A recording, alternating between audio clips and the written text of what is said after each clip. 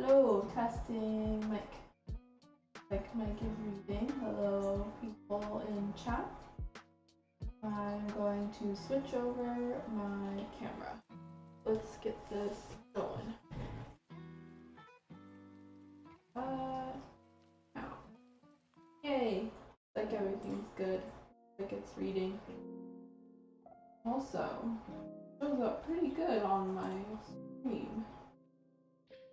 Like the pieces are looking nice and big. So, hello, it's another day of sanding fun. This is a kit that we started on Monday, so we've completed our other kit. We're moving on to some new stuff, and we just kind of looked at pieces, started sanding them, gave a brief kit introduction, but now I've properly labeled this stream. So this is a little monk. Oh, lucky. I wish I had some Pocky cannon. Very jealous of all that Pocky you had. It looked so good. But yeah, so this is a little monk that is from the game Etrian Odyssey. I bought this kit quite a while ago, and she's quite a bit older than the last kit that we built. Hi, Mr. Frike. And so, well, how are you doing tonight? Before I keep going. But we're gonna keep on sanding for this. Last time we finished like this whole bag of parts basically, and so please don't do that. Cannon. Delicious. Cleans out my system. But yeah, so we finished out this whole bag of parts, and so we're gonna move on to some of the slightly more challenging stuff. These pieces were, pretty straightforward. There was some fitting issue, so we'll have to address that later. But I'm gonna move on and mostly work on hair pieces today. And so she has 4 distinct hair pieces other than this like little tiny piece here. Those trousers look a bit over the top. Yeah, she's got her like fighting gear on. So this is a little monk you can play as in this game, and she has these big, like pumpkin-y trousers that fit together like this, or maybe the other way, I'm not 100% sure.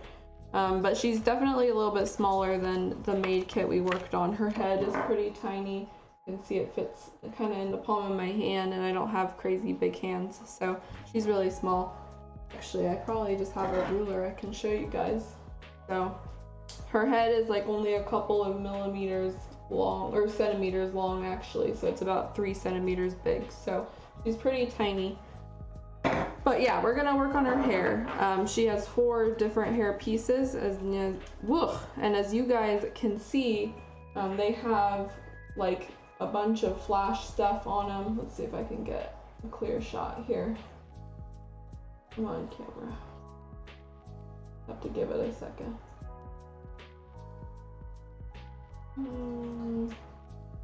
Maybe it's this. I want to show you guys them very clearly before I just start working. Oh my goodness. There we go. Okay. So yeah, you can see all this like extra junk here. The other pieces have that too, just this stuff. There's like this extra thing, like flash stuff, all in the way. So we're gonna have to cut all of that off and get this cleaned up. She also has the hair that kind of connects, and so I'll have to figure that out later, but at some point we're gonna have to probably putty and glue these together and spray them as one piece.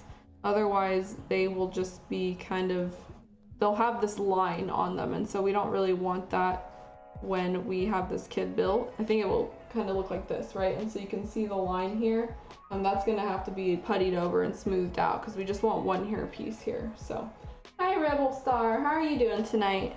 I'm doing all right. It's a little bit hot here today, but that's fine. I've got a fan going on in the background. Hopefully it's not too loud. But yeah, we're just gonna jump right in here. So the first thing I'm gonna do for this hair is cut off all of these extra flash tabbed things. And so, oh, I see, it's these little guys.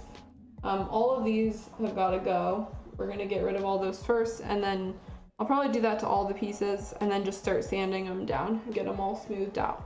Good, I'm glad you're doing well. Always good to hear. Whoa. So yeah, I'm just kind of clipping these with like extra pair of wire cutters that I don't really use anymore. These are small enough they're safe for resin, but you can also use like god hand nippers or something like that. This looks like a very cute kit. Yeah, so here's a cute photo of her. This is a little monk. She's actually from a video game, but I never played the game. I just kind of wanted to build her.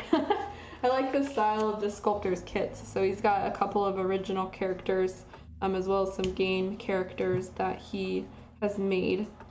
And yeah, big fan of this style. It's still kind of cutesy and chibi, but I like the dynamic pose she's got going on here. So like even though this kit is standing and just kind of not doing much, her hair is really, you know, flowing. She's got this cool pose. So a lot of like action lines going on. But yeah, so I'm just cutting all these off with these metal nippers. Not really too much you need to do here. And I'm not going very close with them. I'm just kind of getting the edge off, because then after that, I'm gonna go in with an X-Acto knife and cut them off. So, come on, really. Okay, well you guys will have to see it back here. I'm not gonna slow down every time just to show you guys, but yeah. So I'll show you all the extra nub at the bottom. They just kind of go flying everywhere when you're doing this stuff. But we do want to be careful around these ones because they're connected to the hairpiece. So, for whatever reason, the nubs are right on the hair. Yeah, I won't mess with it too much. Okay, this one. This is kind of the very, very first thing that I typically do when I'm building kits, is if they have these big nubs on them, just snip them all off. This is one of the few Etrian Odyssey kits I don't own. Oh, thank you. Yeah, thanks. I really like this one. This one's one of my favorites. I also really love the dancer one. I think that's what it is. She's got those also kind of pigtails and a whole bunch of colors. Yeah, that one's a favorite, but I keep, like, even when she shows up on auction and stuff, I keep finding reasons not to buy her, mostly because I probably think that I want to buy this one. Yeah, the dancer one's so cute. I almost like that one more than this one, just because of all the colors and everything going on with her, but still, this one has been on my wish list for a very, very long time. Pretty much ever since I saw her first on sale back in 2015. So yeah, so there's a bunch of nubs and stuff here, and I am just going to kind of brush them around and off to the side. And now we're going to peel off the extra junk with an X-Acto knife. So let's see if I can get this to focus. It was working so good for me in like preview, and now of course, there we go. So yeah, there's all sorts of these. Oh my god, really? No. So I bought this kit a long time ago. She's been sitting in my closet for who knows how long, and just kind of been in the backlog of things. I bought her off Mandarake, so I've got the bag here.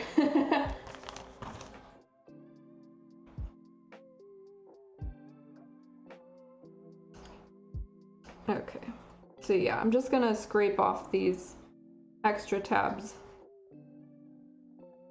and then we'll go in with a little more heavy-duty sanding to smooth all these pieces out. And I think I'm just gonna work one by one on these pieces now, so after I shave this off, we'll just go straight into sanding. Also very sharpness. There was one on auction the last year and you didn't get it. Oh, yeah, that sucks. That's really tough, especially when it's like one that doesn't show up too often. She pops up every now and then on Mandarake, so maybe just keep out an eye for it then. Zuru might have it too. But yeah, the sculptor's kits are kind of like harder to find than you would think for whatever reason. Like I've only seen that dancer one come up a couple times, and there's a couple of other ones as well. There's one that's like always on auction for whatever reason though. I forgot the name of the character, but it's the auction listing has been there for ever, for ages. miss fig and stock. Let's see, so many great things. Yeah, I actually haven't really looked at Manda very often this whole past year, mostly because I didn't want to deal with the DHL. So a lot of what I've been doing is just working on kits in my closet or booth order stuff. So, okay. Why is it dark now? It's so weird on my stream. Weird. All right, so we're gonna smooth down these tabs that I just cut off. This is a 400 grit sandpaper, and I did notice when I was looking at these pieces that the casting line is like pretty rough on them anyway, so they're all gonna kind of need some general smoothing out anyway.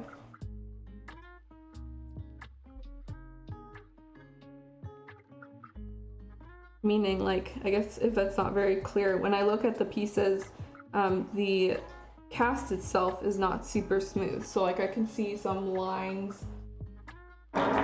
Really, this stream is focusing on everything except, there we go. Yeah, so there's like super shiny one, so there's still some mold release on it, and then it's probably not visible on the stream, but well, kind of. If you look in the shininess, there's like some lines and stuff, and that's just the cast itself, so I didn't do anything to that. I just imagined this kit being a lot smoother than she really is. She has quite a bit of texture going on, and not like the type of normal hair texture you would see. So we're just gonna do some smoothing. These hair are pretty twirly though. So when I'm dealing with twirls, I usually just stick to one plane, so like this flat plane, and then just kind of follow that before working onto the other plane. So there's 3 planes here. Her hair is like a triangle, so we're gonna start with one side and then move on to the next, etc. Is the texture from the mold? It might be, I'm not 100% sure, because when I sand it down a little bit, it's not too evident. Sorry, my dog might be barking as well because my husband is out and he'll probably be back soon. My dog is very alert. But yeah, so I don't know if it's from the mold or not, and once we wash the kit we'll probably, you know, be able to tell a little better anyway. But in any case, after these get, you know, the 800 grit on them, they'll be pretty smoothed down. So mostly I just want to focus on these problematic X-Acto knife areas, as well as any seam lines, which are not quite as evident on this hair as it was the other pieces. Do you guys hear him? Yeah, he's sitting in my bed right now, just kind of waiting. Or he might be downstairs too, not sure. Okay.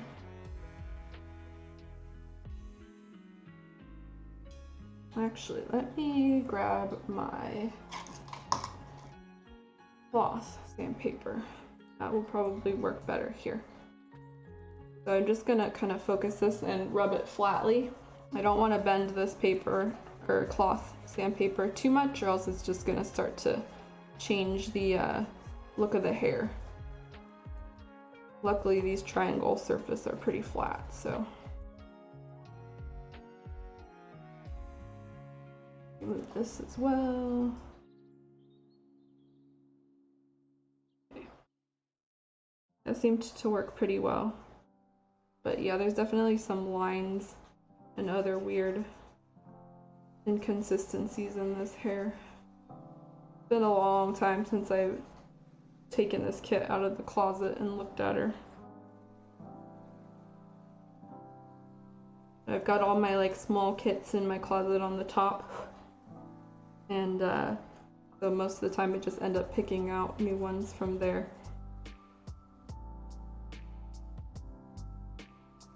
Okay, going.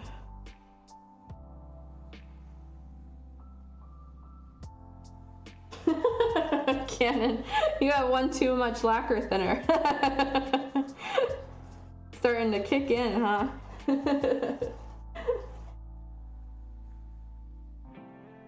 You may have also noticed that this resin is really yellow.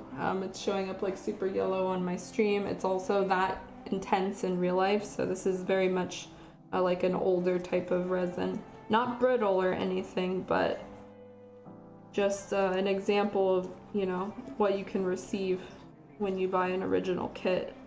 The white, nice white that, you know, is kind of becoming more standard these days was not always the case. And especially if you own an older kit, you know, you're almost definitely going to get some yellowy resin.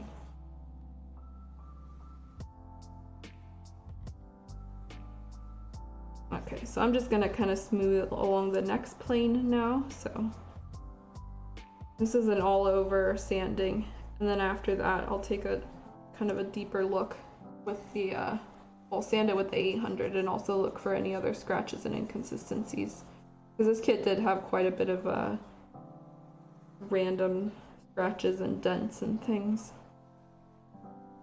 And honestly, if you get a kit like that, it's kind of up to you how much you want to smooth it out at some point, you know. How much of it did the sculptor intend? You know, it's up to you. Just build it out of the box if you like, or you can sand down every tiny little thing and fill it in.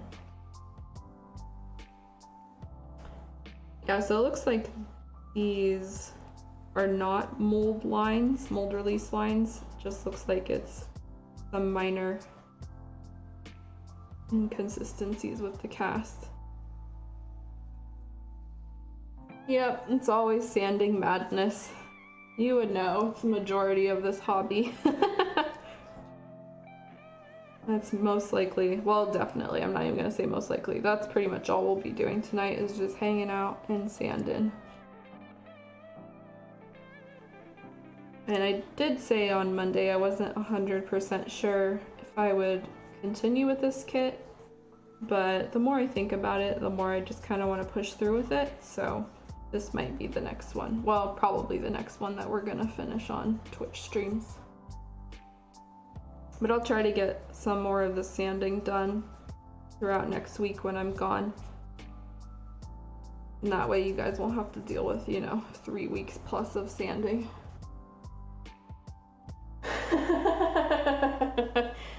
Maybe. I like the sanding by hand though. Like, I know there's more efficient ways to do it, but the whole sanding by hand thing is just something that I enjoy doing. That's like when you switch to using a Dremel to drill instead. Like, it's not necessarily a better thing. I don't have an Artima 5, so I can't say for sure, you know, if it is a fantastic tool or not. But I was sold into the Dremel business long ago because people had touted it as being like the great thing to use for garage kits, but at the scale I work on, it's just basically impossible to work with. Like, the Dremel is way too big, way too heavy, does not do what I want it to do. So I like to use kind of a smaller hand approach for a lot of these kits.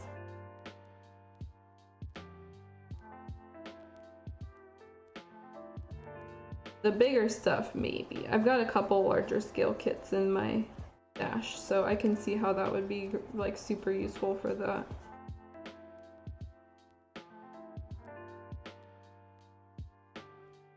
I also feel like a lot of sculptors these days are paying more attention. The bigger ones, you know, more popular sculptors are paying more attention to their casts too, and so I have been, you know, working on commission kits that are way more recent than a lot of the stuff I own in my closet, and for the most part they're pretty good quality.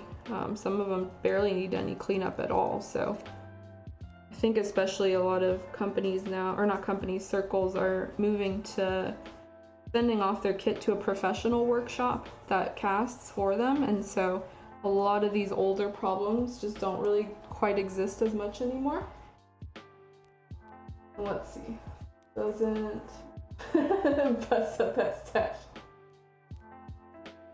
Yeah, I also just like being really consistent, so I feel like if I use that tool, then yeah, I'll be too lazy with it, or I might over sand or just whatever. So like, I really like getting up close and personal with this stuff. And let's see, doesn't matter what you use, there's always that one mold line that hides till you put primer on. True. Very true. Yeah, there's always, you know, sneaky hidden things that happen with these kits. Yeah, what was I talking about? Professional ones, right? Yeah, so yeah, I do have a couple kits that are, you know, I bought from Booth, and you can absolutely tell they went to a pro workshop. That seems to be kind of a thing that is becoming more common too. And they're just so nice. Yeah, they barely have any holes. If they do, they're not really, you know, they're pretty easy to fix. Parts fit is usually really excellent. At this point, yeah, it's like sculptors are missing out if they're not doing that. And yeah, the commission ones I've been working on have, for the most part, been really nice because they are from these types of workshops. And yeah, the Booth ones I've gotten are really nice too. Yet I keep going back to these ones. I just really want to work on what's in my stash that's been sitting there forever. But we've been doing pretty good. I've actually, most of the stuff that I've built so far this year has been very recent, like less than 2 years or around 2 years recent. This will be the oldest one this year, so far. To be determined.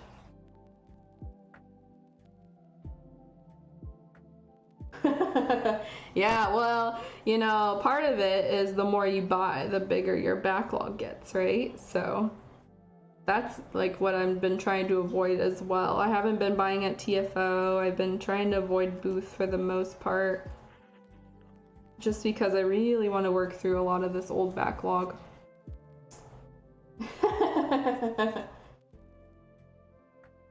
Let's see. Yeah, pretty much. I think I was the one who mentioned that Atelier Hero kits. Yeah, I have one kit by them that I bought directly at the festival, at Wonder Festival, and they basically don't do any prep at all. Like, they just throw everything in the bag. And so we got this bag, you know, it was a giant Grafsby kit, and it was so heavy. The kit was so heavy, and I was like, how could this kit possibly be this heavy? It's because they literally threw all of the flash, like everything, in the mold. You've got your mold and the cast, and then you know, usually it has these kind of tabs. It's got all that little junk in it that gets stuck, and so you would think most sculptors would just, you know, peel it off and throw it away and then put the kit in a bag. No, this guy just straight up threw everything in the bag, and so that kit's banished to like the bottom of my closet shelves. I don't even want to look at her, honestly. It's gonna be one of those where I'll like take a piece out and sand it every now and then throw it back in. No way. In that respect, like, I can see why people go for recast stuff like that sometimes from certain sculptors, because it is just so much work for some of them. Actually had that mentioned today. Someone was asking if recasts are lower quality, and the answer is not always. You know, it kind of varies. Sometimes they're better because of kits like, you know, the Atelier Hero ones where they throw everything in a bag. Most of the time workshops will at least clean up stuff for you. So if you're into buying recasts, then, you know, it's definitely a consideration. But I don't buy them anymore at all, so I can't really say. Tempted though, after Wonder Festival Shanghai. There was like 1 or 2 kits that I know I'll never get in a million years, but maybe a recast site will get them. Yeah. Well, I don't know. How is E20 these days? I mean, I don't know about the quality of a lot of them because I don't buy from them anymore. So there was that whole thing about the like clear resin war for a while, where some, like, one had better clear resin than the other. But they've always been kind of comparable to me, like back when I bought. Alright, this one's getting pretty smoothed down. There is a concerning line here that looks like it's a hairline crack, and so I'm gonna have to settle that one later. There's also some other smoothing that needs to happen along these edges. They're not super smooth, as you can see. Yeah, so you can see there's like some tiny, you know, irregularities where it's not extremely smooth, and so I'm gonna have to go in and smooth that out. Ease on par with GKM. Okay. Yeah, well, I knew that E was on the same level as Garage Kit Model, but the clear resin was what I was asking about. And so for a while, E20 had the better clear resin. Looks like it has switched now.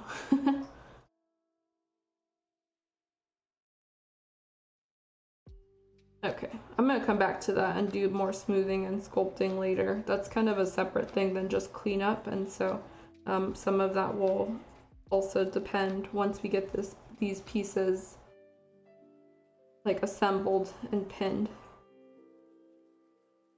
Yeah, that one looks pretty decent for now, so I'll just set that to the side. And let's move on to another one. Let's do the easy ones first, the easy twirls. So next up is this little one. Got a couple of these nubs.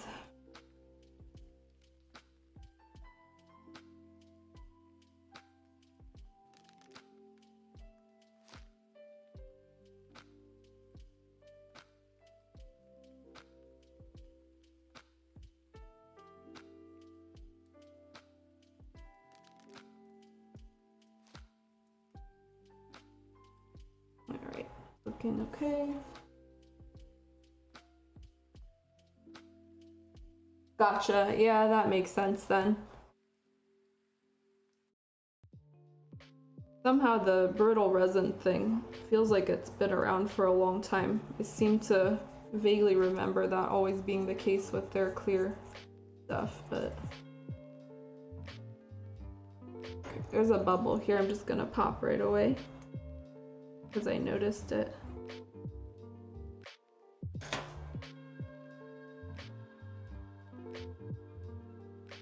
But yeah, at this point, just not really worth it for me to buy from either of those companies. I have too much in my stash already. And honestly, like my list of figures and things that I want has been really rapidly decreasing throughout the years. This hobby, not necessarily garage kit building, but figure building, or not figure building, PVC collecting in particular has gotten so expensive over the past couple years that it's like I could pay, you know, $200, $300 for PVC, or I could buy like 3 kits. So to me it makes sense to just buy more kits.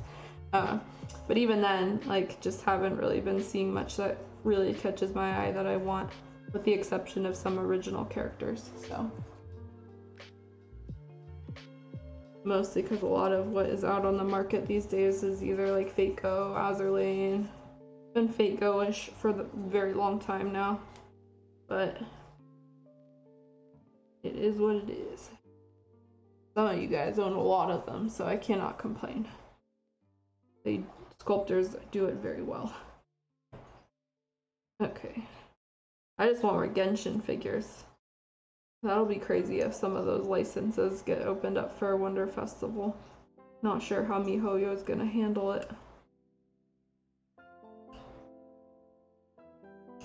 Didn't quite see as many Genshin garage kits at Shanghai as I would wanted to see either.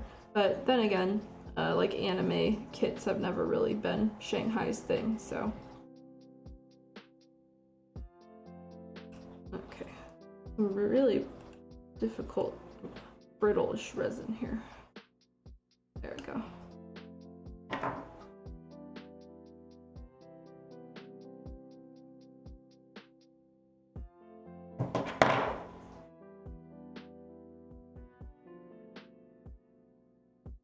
Yeah, these pieces are definitely going to need some sculpting out, like smoothing out. Don't know if it was the sculptor's intention, but they're just not really rounded at all. And I want the hair a little bit more round. There we go. Most of that junk's gone now, so I can focus on this. And let's see. Seeing a lot of recasts of PVC figures. Yeah, that's kind of been a big thing for a while, particularly on E20's website.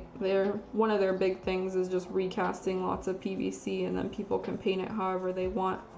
which if that's like fine for you, then you know, do it. But like at that point, I'd rather just buy the PVC. I'm so lazy when it comes to that stuff. Like I'm not gonna buy a recast of a PVC so I can paint the PVC, like, and I guess resin version of the PVC. Otherlane lets most Japanese. Yes, I'm aware of that, Kalmia. Yeah, that's why they're also available on Booth. So same with Token Rambu, you know, a lot of different licenses. Nitro Plus is pretty loose with the license. So if you guys want more info on that, on my website there's a proxying guide that includes like Booth stuff, and so that is covered there as well.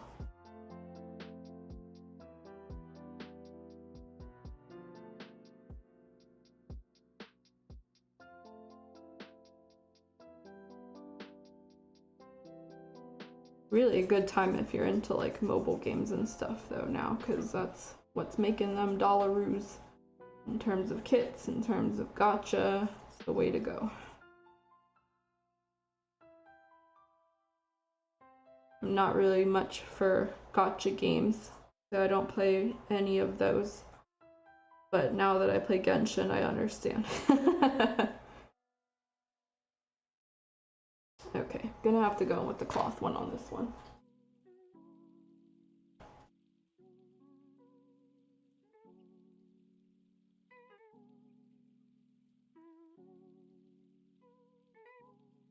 I do like a lot of the Arknight's character designs though. That's actually one that I do like the look of. I think a lot of them are super cool. They're more like tech wear and snipery and, you know, gun related, so those are always cool. Not much into boats.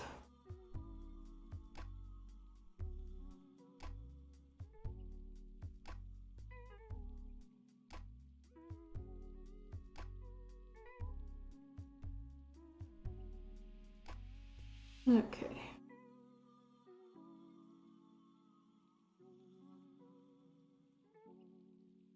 Let's see, I don't play Lane, but you bought U47 from Booth because she looked cool. Yeah, definitely. I think the character designs are a big selling point for a lot of people, and so you end up like collecting, you know, kits or figures of just the characters themselves. Like even I'm guilty. I don't play Fate Go, but I've got like a handful of PVCs and stuff from the series just because the figures are really beautiful. Like they're just sculpted really nicely. And I do have an Eldridge PVC as well. That one from Plum, I think. I think that was the manufacturer. Yeah, they're just really cute. The ones that are from like Chinese companies now that you gotta watch out for, because there's so many really cute ones. And I've really just kind of tried to avoid looking at that, because otherwise I'm gonna make a huge Taobao order and just get all of these. But I don't want to regret it. Like a lot of times these days I just buy a PVC figure and then it takes forever to come out. One, when it finally releases and I get it, half the time I'm disappointed. Like just because, you know, I'm used to a certain standard of quality and I like build my own kits with a certain standard of quality that the paint job is like usually really flat on a lot of these figures, or the details are not really crisp, and so more often than not I just don't bother these days. But there are a couple of companies that are exceptions. Like Alter is always an exception. They're just #1 in my book, and pretty much most of my stuff, like my collection, the things that I end up keeping are from them. So you need to stop procrastinating, buy your first kit. Yeah, definitely. There's so many options to buy kits these days, so you, even if it's just something simple, you have quite a few options, you know. You can buy like a really small one from Booth, you can buy from Mandarake or Surugaya, there's lots of cheapo ones. You can buy a recast if you feel so inclined, if there's like a very, very specific one you're looking for. Just a lot of options. Yeah, Alter is always good. Always. There's even the things that people like nitpick about, to me they're not really big issues. So like I think that, what was it, the Jeanne d'Arc Alter one, I guess altar one, was that by them? People were really complaining about her face, and like, to be honest, I didn't see anything like at all. I don't understand the hate behind it. I also saw it in person and I was even more impressed, so I really am not sure where the backlash for that came from. But that's just me. Like, if people don't like it, that's their own business. I ain't gonna hate. Okay. Yeah, Cannon, aren't you like watching my stream right now? Are you at work or are you just eating Pocky? Because you could be sanding along with me. That's how we do it. These streams are for you guys too. So I'm actually like not sure. Am I just like on in the background while you guys are on the computer or something? I am curious like what you guys are doing while watching this stream. Usually if I'm like tuning into something or watching a show, I'm multitasking, which is why I'm also asking.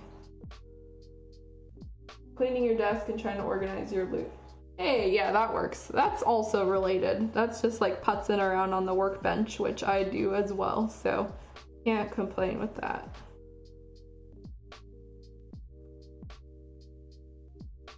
Yeah, a lot of cleaning always happening on this bench, so it's good to keep your stuff in order. Okay, so I'm just using the cloth paper to kind of get in between these difficult areas. There's quite a bit here. Sanding the Pocky with the teeth. Oh my goodness. Yeah. Nice. Yeah, it looks like you guys all did various things then. Just winding down. That's good to hear. Always welcome here, so. Okay. This is pretty good. But there are a couple spots right in the middle here that I really need to sand down, so.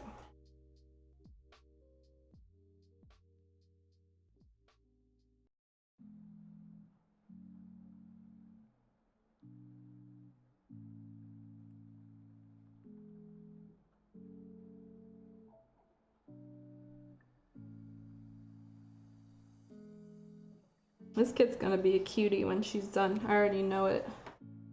And she'll still fit in my detolf. It's getting pretty full up here.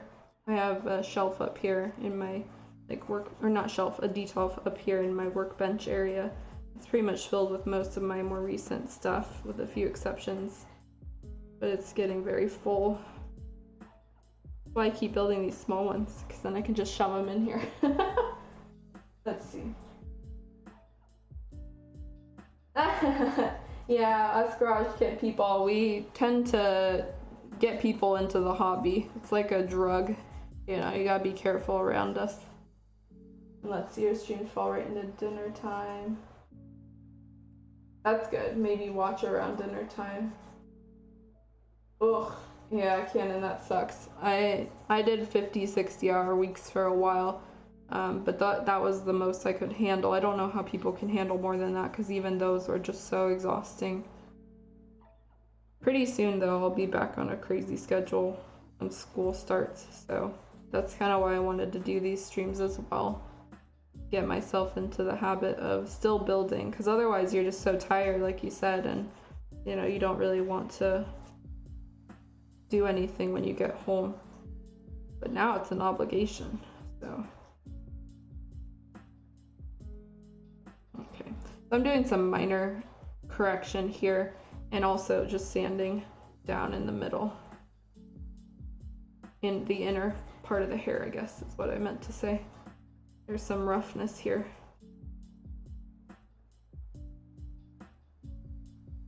And I'm just kind of visually inspecting it as I go as well. Let's see, it's your regular schedule. Oh, yeah, and it's hot. Yeah, I definitely feel you there. Do you work indoors most of the time though, or are you like an outdoors job? I think you've mentioned what you did before, but I just want to double check. It can be both. Oh, so you have like field work and stuff? because that was a big part of my old job when I was not remote working, was like occasional field work, and then a lot of it happened out in the summer, and so you're going out in crazy hot temperatures or humid or both, and it just sucks. It really does suck it out of you. You work inside to run coupon samples. What is coupon samples? You don't have to reply, or you could send me a DM if it's like confidential. That sounds interesting. I've never heard of that before.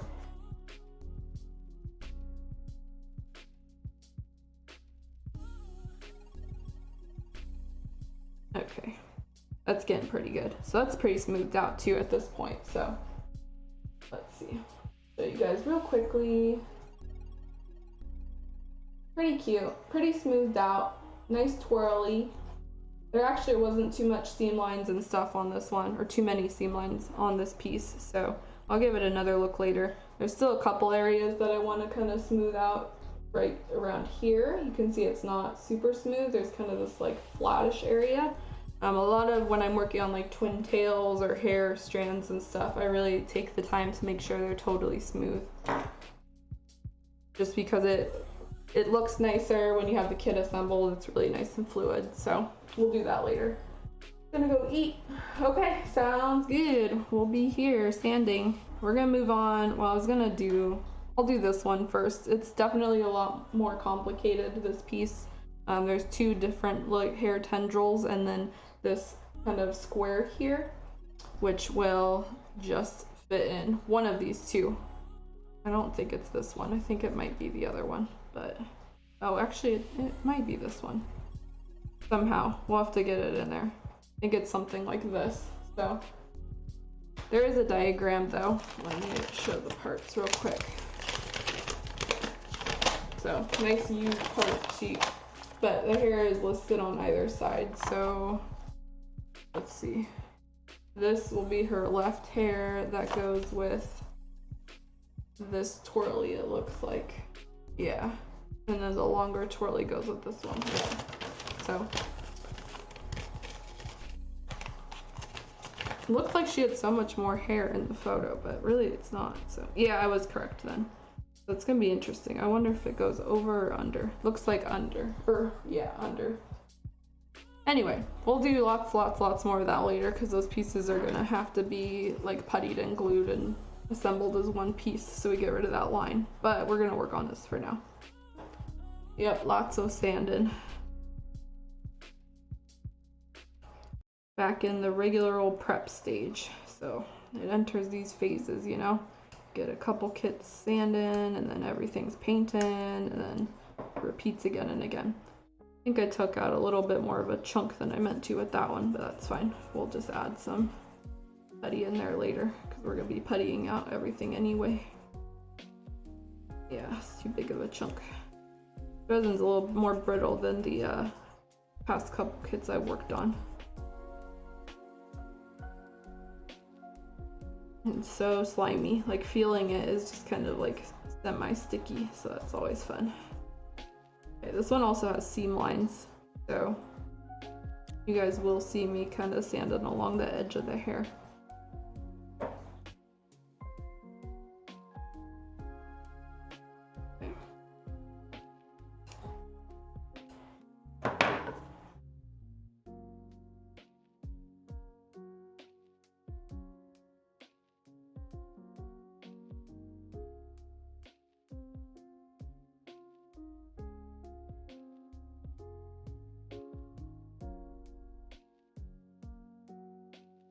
I don't know where I put this kit though in my collection. A lot of my stuff, this one's a little different than what I usually work on. But I do have kind of a video game shelf, so maybe I can stick her in somewhere there. Actually, it's more like a video game detolf, honestly, so.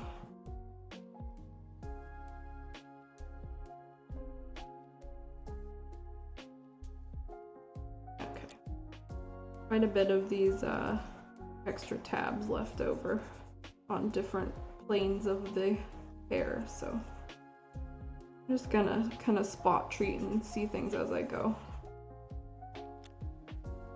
Yeah, over here.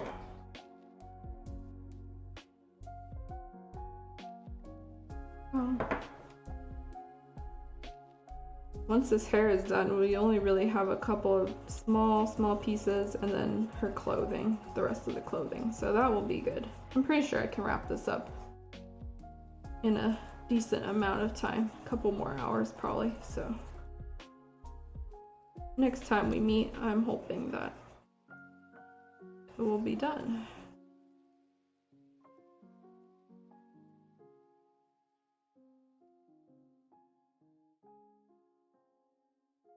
Alright, kind of doing the buffing. I have some 800 paper here too, but I'm just using this because it's a little easier for now.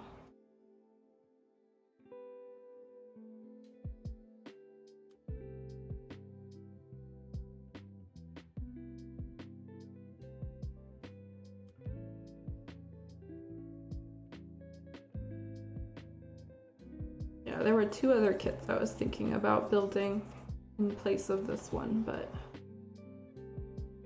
just couldn't decide if I wanted, like, some of them looked a little, they weren't like similar to the maid, but they had kind of the same vibe, I guess, where it's like some girls standing there. I tend to have a lot of like random original characters of like girls just standing around, like either looking sad or like just being cute, and so I wanted to switch things up a little bit more for this one and give you guys more, slightly more dynamic pose.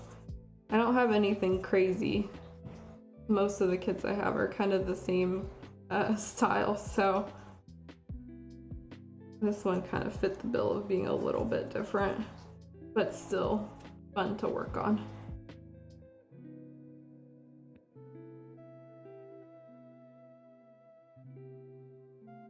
Also trying to keep it to like not an insane amount of pieces, because that is just, I take long enough to build these kits as it is. The last thing I want to do is something insane on stream.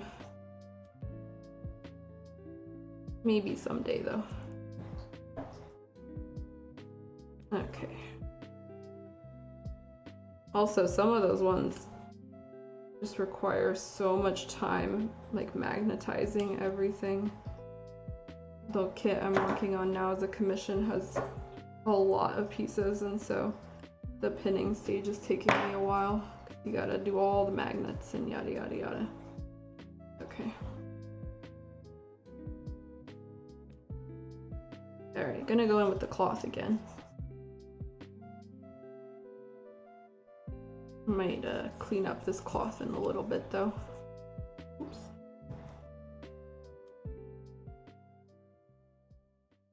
Yeah, smooth it out real quick. Yep, lots of sanding, guys. Thanks for your patience while I do all of this. It's the beautiful part of this hobby. Once you start building kits though, you know, a lot of people end up finding this part very relaxing. The prep stuff. You end up with a bunch of kits prepped and nothing painted.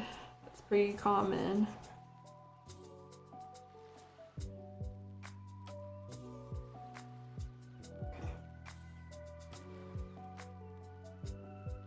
I might cut a little 800 cloth as well. Move that down later. There's a couple little rough spots here. Also looks like a hair. Yep, another hair just embedded in this resin. So I did not, whoops, add this hair, but it is in here.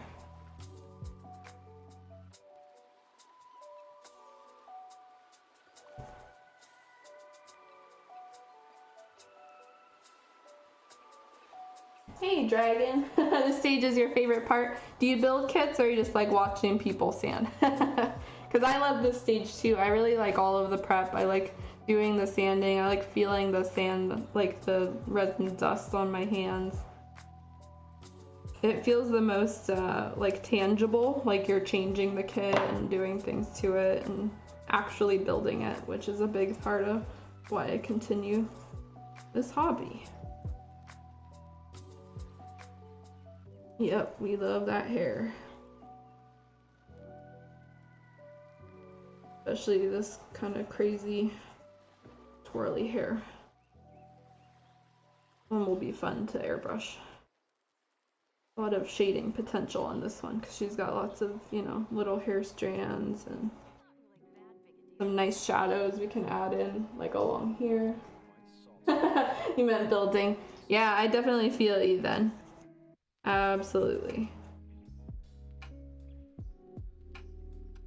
The sign of a garage kit builder if you can make it past all this stuff. Okay. Yeah, what's going on here? Some funny junk happening in the middle here. Just roughness. So much roughness.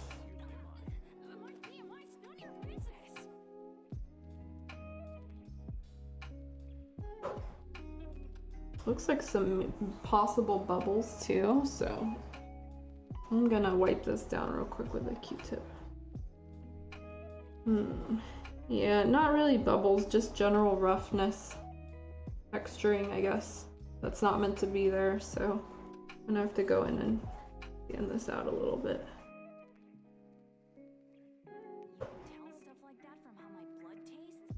What we'll also probably do is kind of putty this area to get everything super smooth, but that's down the road. Sometimes I just wipe out the resin dust with a Q-tip. It's in these crevices between the hair. And let me get some more 800. Gonna go in with the 800 grit and smooth this out right after the 400 so I don't forget.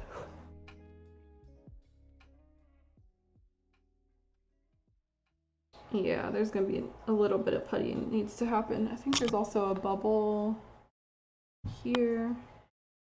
Let me check. Right here. Maybe? Yeah, there we go. Okay. Okay, so just kind of random at this point. There is a seam line that does continue up along her hair here, so.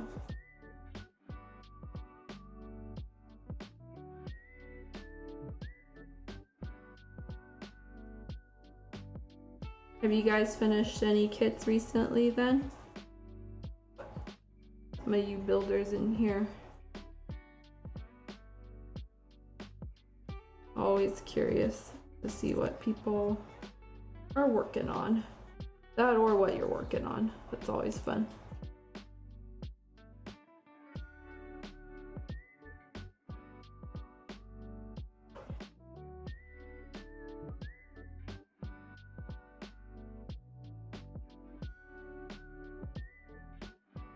Also surprised my husband is not back yet. Getting pretty late. He promised me bubble tea, so we'll see. Finished 2 pecoras. Oh my gosh. Yeah, well, even 60 pieces is crazy. 2 of the same pecora kit then? Probably that one that I'm thinking of. That's pretty intense. Even when I was working on like 2 kits at once, 2 of the same kit, because my one of my early clients, they had the same kit as I did, and so I thought, you know what, I'll just build like both of them at once and have a pair. And they didn't have anywhere near that amount of pieces, but it was still so tiring building both of them at the same time. It was a good challenge though. But yeah, sometimes those big like parts numbers are good though, because that means that everything's like nicely split out. So you know, you get like a hair piece connecting to a hair piece connecting to like a carrot or something like that, and so a lot of times that's way easier to paint rather than going in and like hand painting everything. At least that's what I've seen. Let's see, I'm in the middle of painting one right now. Ooh, nice. Yeah, that's awesome. Like painting kits is pretty cool too. Or like let's see. I'm curious, do you have a link to that one, Dragon? There's a couple of like old Kodo sabers, so there's like 1 or 2 I'm thinking of here. Yeah, and I did actually, like, I have considered going to cons and stuff before, but I just don't like work on these fast enough to like have a booth, to have them to sell. It's, yeah, it's totally different if you're like, you know, you make your own like small Zelda trinkets and stuff and then paint them and sell them at cons, but like these things a little bit different. And so the most I can think of is just like having a booth and showing off like my stuff and maybe have like 1 or 2 for sale, but the price that I would have them at is probably not what the average Congoer is looking for, so not really worth it. Non-anime garage kit, you finished a couple resin minis lately. Ooh, that's nice too.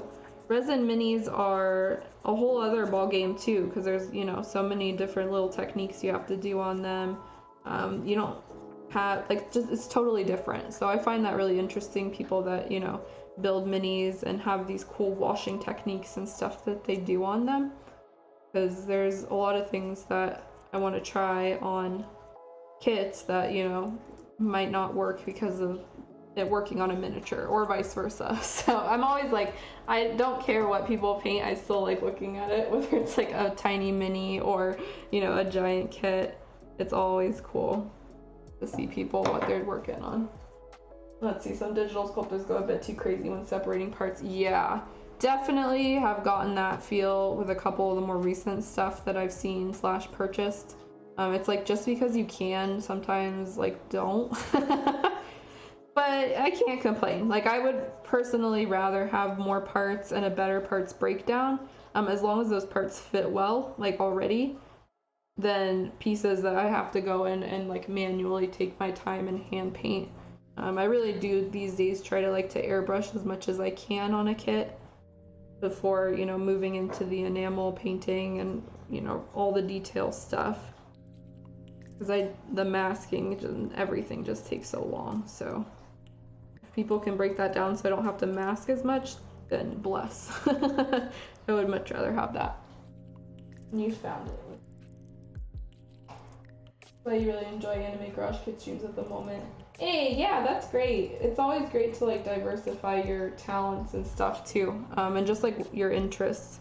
You know, there's so many interesting techniques that I see in like mini building, model building, you know, resin busts, all sorts of things that a lot of people don't translate over into other like kits and stuff. And so it's really cool when people in similar but different hobbies come together and are able to share their techniques or are willing to learn. That's like one of the best things, I think.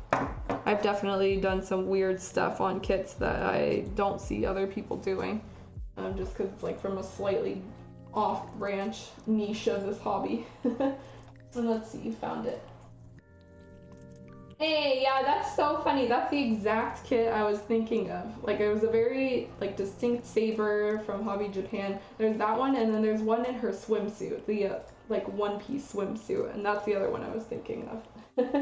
Yeah, all good. I didn't remember what company it was from either, but that's funny that I thought of that one because it's standard. And let's see, you also make stuffed animals, other fiber parts. Oh yeah, so if you already have a booth, like that's perfect. Just kind of throw that in as either an eye-catching piece or, you know, something for sale if it's not like the main thing, the main attraction, so to say. Working with plushies and stuff, super cool too, so that's another hobby. Everything, just so many like overlapping nerdy, geeky hobbies that I love seeing people do. Creativity is awesome. And let's see, there's a couple of things you're going to try on Gundam Aircraft. Yeah, also, yeah, Gundam people are also like, the techniques that they use are crazy. The Gundam Chrome one was really funny recently. I don't know if any of you guys saw that on Twitter, but some guy like decanted a Gundam Chrome marker and then sprayed it through his airbrush, and it had this like insanely shiny chrome you know, look to it because it's the marker, straight from the marker, and it looked awesome. I was like, wow, I'm gonna do that someday. I don't know what, just something fun to try. But then I saw some other person who did kind of a dry test on it, and it took that marker like 11 days or something crazy to dry once they sprayed it on a spoon. So like, things sometimes work, sometimes take a while. I don't know if I'd want to wait 11 days before I can work on my kit again, but when there's other like chrome options available. Just fun stuff though. But yeah, a lot of like the Gundam stuff involves like LEDs and things too, and that's something else that I'd like to incorporate more into my works eventually when the opportunity arises. But again, I have just like cute girl kits, and so unless I'm putting those LEDs in the base or something, I haven't really found an opportunity for them. But that's cool. I'm glad that, you know, so many people here come from a diverse background, but you're all still interested in kits. That's really interesting and nice to see, you know. A lot of fresh blood in this hobby, because it's pretty small. A lot of people just kind of know each other. So seeing some unfamiliar and familiar faces in here is really great. Always happy to see new people getting interested in and joining this hobby as well. Because it is so small, like really when you think about it. So much bigger in Japan, but even then it's still pretty small, so. And regional. Like you get your regional ones where there's like a lot of people in Germany and Russia that build, and they have their own communities, and then there's the English speaking side, and it's just interesting. All right. I've been talking a lot, but not about this, so we are moving on with this. It's still happening. What are you talking about, Canon? Yeah. Yeah. Oh, you mean hell? Yeah, I've been in hell for a long time now. Yeah. No comment. My job is I'm like a minion now, an upper level minion, so I drag people in this hobby. But yeah, what was I getting at? We're still working on this hair. It's so complicated. There's kind of seam lines all over it. So there's seam lines running along this, and then it kind of goes down, and there's seam lines in the middle here, which I got. There's some like along the inner side here, which I can't even point to, and then along here, and so they're just kind of everywhere. So I'm just really taking my time and trying to sand these down, switching out the 400 grit and the 800 grit pretty consistently at this point.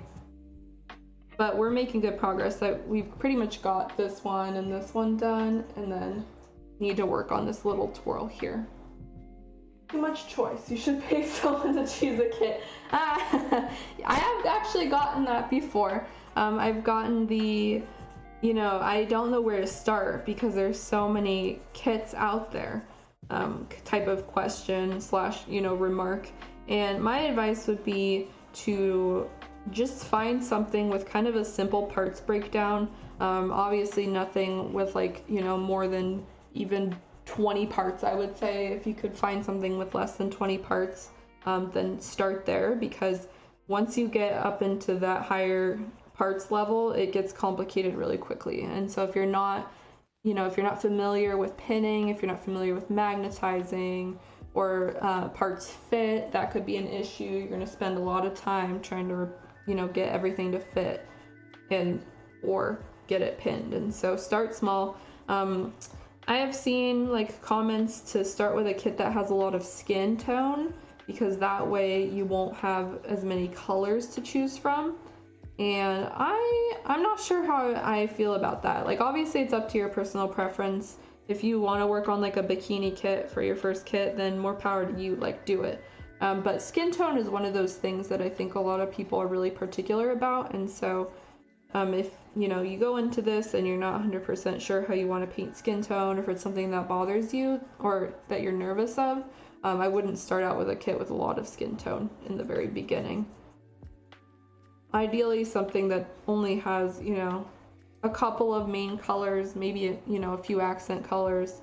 Like Madoka would be like a good beginner choice, right? Because she only has a bunch of pinks and then some reds and her skin tone, you know, and white. Yeah, exactly guys, right? So skin tone is, yeah, it's definitely one of those things that makes people nervous, other than eyes. I find that skin tone and eyes are the two things that people get kind of like, I don't know. So if, you know, that's what's holding you off from this hobby, maybe find a kit that does not have quite as much skin. And the birds, yeah, I guess what these birds are, they're also a good choice, and they are pretty accessible for the most part. So what a lot of people are choosing to start out now on, maybe I should pull one out as an example. We got some time. Yeah, let me go grab one of the recommended, I guess, kits, or a kit that a lot of beginners are working on, because I have a few of them. Opening up my closet. The secret closet. Hopefully they're up here. They might be in my lower section. Oh, here's my most recent bird, I guess. Oh, here's two. Oh, nope, they're all here. This is gonna be embarrassing. So, I own 3 of the whoopie pie birds, so they say. These are the 3 that I own. This one's backwards, but I own the first little one. I own, oh, here's a good photo. So I own these 2, and I also own their most recent one. I bought this one, part of a set of 4 birds, but I actually only really liked this one, so I chose not to buy the other ones. So I own all these 4 birds, and these 4 are yeah, I don't like the look of like half of the birds, so more power to you for collecting the whole bunch, but these are the only ones I like. But yeah, so they're really recommended because of their nice white resin. They have some clear parts in them, at least some of them do. They have kind of a lot of seam lines, so if you want the full experience of sanding off seam lines, pretty much all of my whoopie pie kits have a lot of extra junk and seam lines. They come with eye decals, which are some of the better decals that I've ever seen. Don't know if camera can kind of focus it, but I find the decals really cute, which is again another reason why I collect these ones. So maybe I have an excuse not to paint eyes. Well, to be determined. But yeah, they tend to go really quick these days because kind of everybody knows about them now. Back when I first found out about whoopie pie, like I was one of the few that knew about her until she started going on booth, and so actually I don't remember if I bought these ones at the festival or not. This one I definitely bought online, this most recent one, which yeah, a lot of you guys unfortunately missed out on. This one sold out really quick for whatever reason, probably the cutest one. But I really like her, like she does all her illustrations too, which is just wild to me. Like everything about these kits is, you know, so cute, and so I cannot complain. But beginner kit wise, I think these offer a good challenge. They have quite a few parts to them, like really small pieces. Let's see. Yeah, Dragon. That's what I used to see too. Like when she first came out, they were so easy to get, and now like everyone knows. It's hipster kits. But yeah, so like she comes with a lot of small parts too. So again, I think this would be more of a like end beginner, more intermediate challenge for these kits, just because the parts number, some of the pieces I have don't fit super great. So I still do recommend them. I love this sculptor. I've been following her since pretty much, her first bird kit that came out, and actually I think I did visit her and buy her stuff at Wonder Festival, because I sold off one of the kits that we got. Let me look it up real quick. Sorry for stopping the sanding, but a lot of these really cute sculptors blur together to me after a while, and everyone knows whoopie pie for the birds. Yeah, there we go. So everyone knows I did buy stuff from her at Wonder Festival. Everyone knows whoopie pie for the birds, but she does other stuff too, just isn't often sold. So I actually used to have this kit. I just posted it in chat, but I ended up selling her to someone because she just had so many pieces, and it was just too much and not really my style. I bought that one on impulse anyway, so not a huge deal. But yeah, she's really branching out. I'm looking at some of her other stuff here. The other birds are still super cute, but just not what I wanted. So, and then her larger ones are cute too. So definitely a sculptor to watch out for if you like that kind of cute style, which is why it caught my interest from the very beginning. It's hard to find good, really super kawaii, chibi type kits. Because then the sculptors get scouted so quickly. They start working for corporate PVC. But Whoopie Pie's been doing this for a while now, so I really like her stuff. They sell out, yeah, so quick now though. Yes, I do recall that, Calmia. I'm not interested in those either. Like, I'm not big on steampunk aesthetic, and so good that I can be a little bit pickier, you know, and not have to buy as much, because like these birds, I keep buying them and I'm not building them. So the last thing I need is more birds. I have a whole collection in my closet that I just never worked on, so someday. I actually did consider doing one of these birds on the stream, but I was like, I don't know about that. Like, I wanted to finish this one more. No, I really don't. Yeah, I just don't even like the design of the steampunk ones. Like, some of the other ones, I don't like it, and so it does not matter to me, you know, if a sculptor. I'm not a collect the whole set type person. Like, I never have been, even with PVC stuff. So I don't feel any FOMO or anything like that by missing out. Her Nurse Mousy is really cute though. I do have that one too, and so I like her little mousy characters and stuff like that. Alright, going back to this. Enough looking at birds and cuteness. It makes me wonder what's going to happen at this Autumn Wonder Festival though, because it is supposed to be in person again, right? Like, they're not doing it remote. I'm not going to have a lot of foreigners being able to attend, so I'm curious about what's going to be revealed and who's going to be there selling what. It does seem like TFO is continuing online. I think the next, like, we did just have that past festival, but I think the next summery one is already planned. I don't remember the date off the top of my head, but last time I looked, the TFO 4, I think, is planning to happen, so that's great. That seems to be the most dangerous festival of all this whole past year, because some of you guys got massive hauls. Seems like they may or may not have worked out a lot of the kinks from the very first festival. That was like the big one where everyone had a lot of problems, but I did not see as many angry sculptor tweets this time, so it seems like it went pretty smooth. TS4, yeah, okay, that's what I thought. I knew it was kind of in the summer, ending, you know, going into winter, so August sounds about right. It's like every couple, 3 or 4 months, you know, so. Wonder how long they'll do TFO online instead of person. Yeah, I hope they continue it online, to be honest. Like, I have a feeling they probably won't, but the idea of us, like, normal foreigners being able to finally get stuff, like, that is incredible, and I really, really hope that they continue it.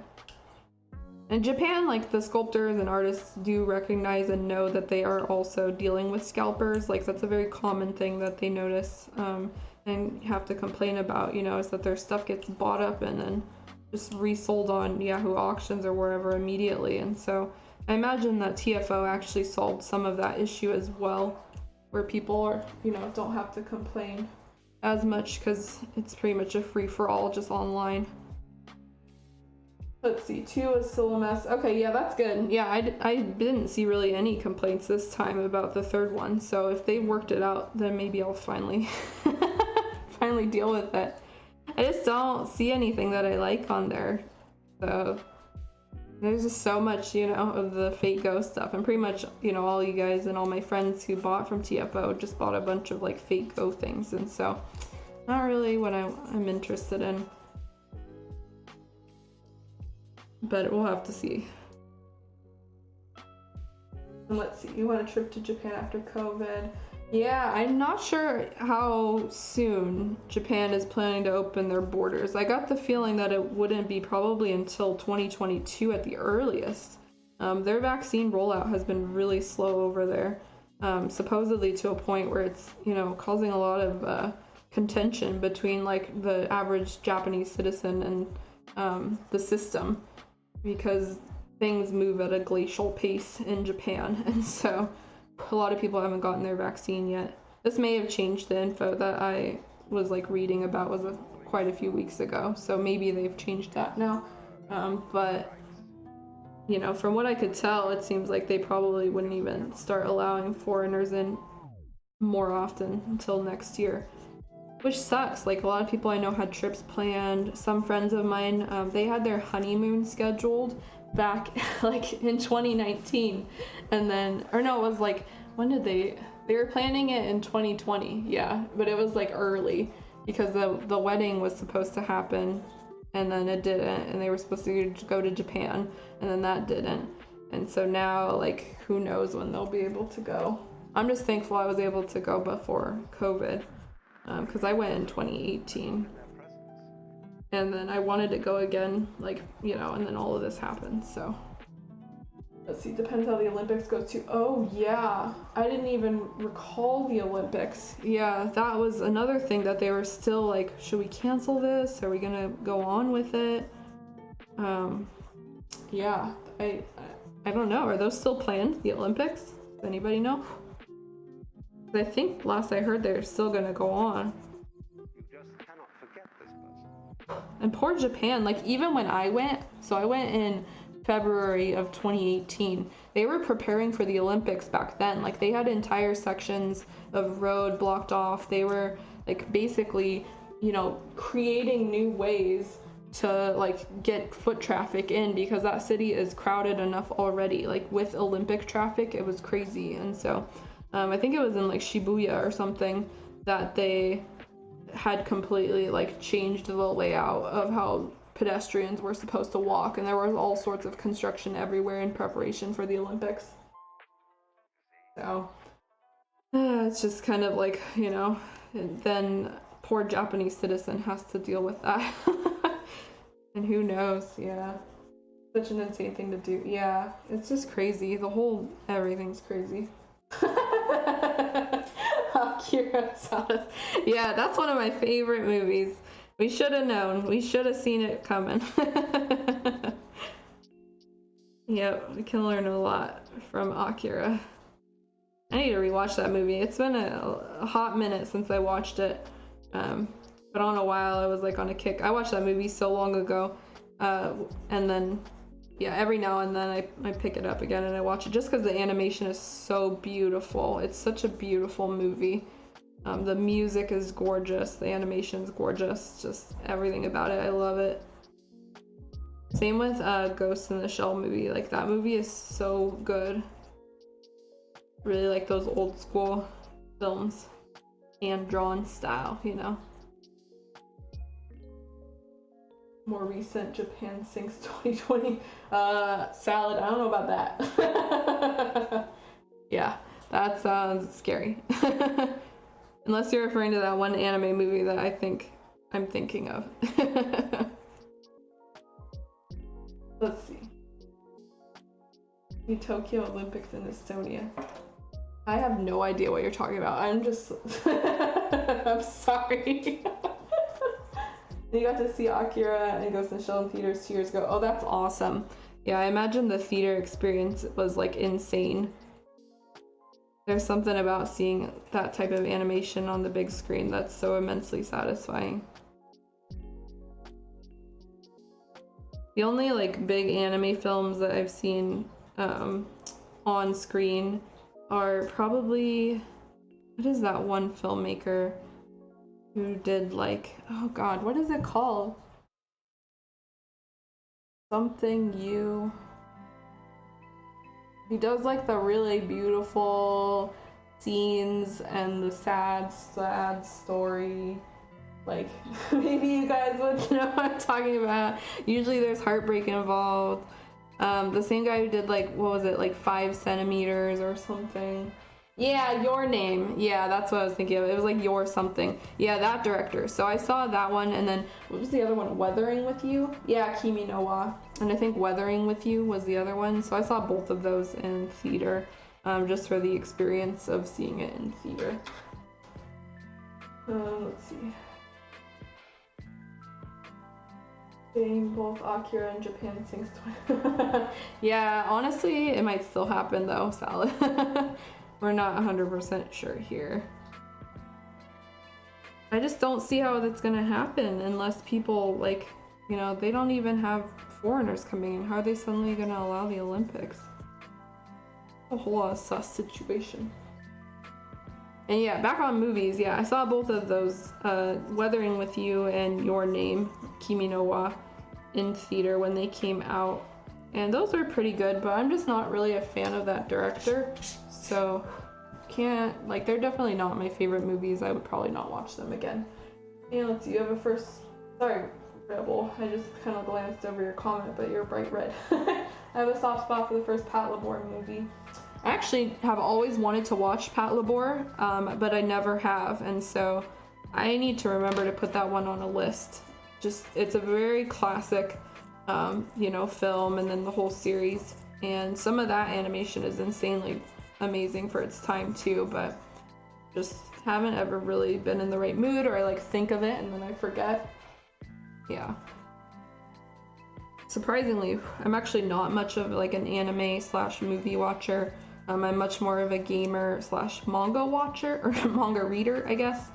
And so, yeah, a lot of what I end up knowing about anime and stuff is just from what I've read in manga. But I try to stay up to date. For the longest time, I was completely up to date through MFC, back when I modded stuff, but these days I'm just huh?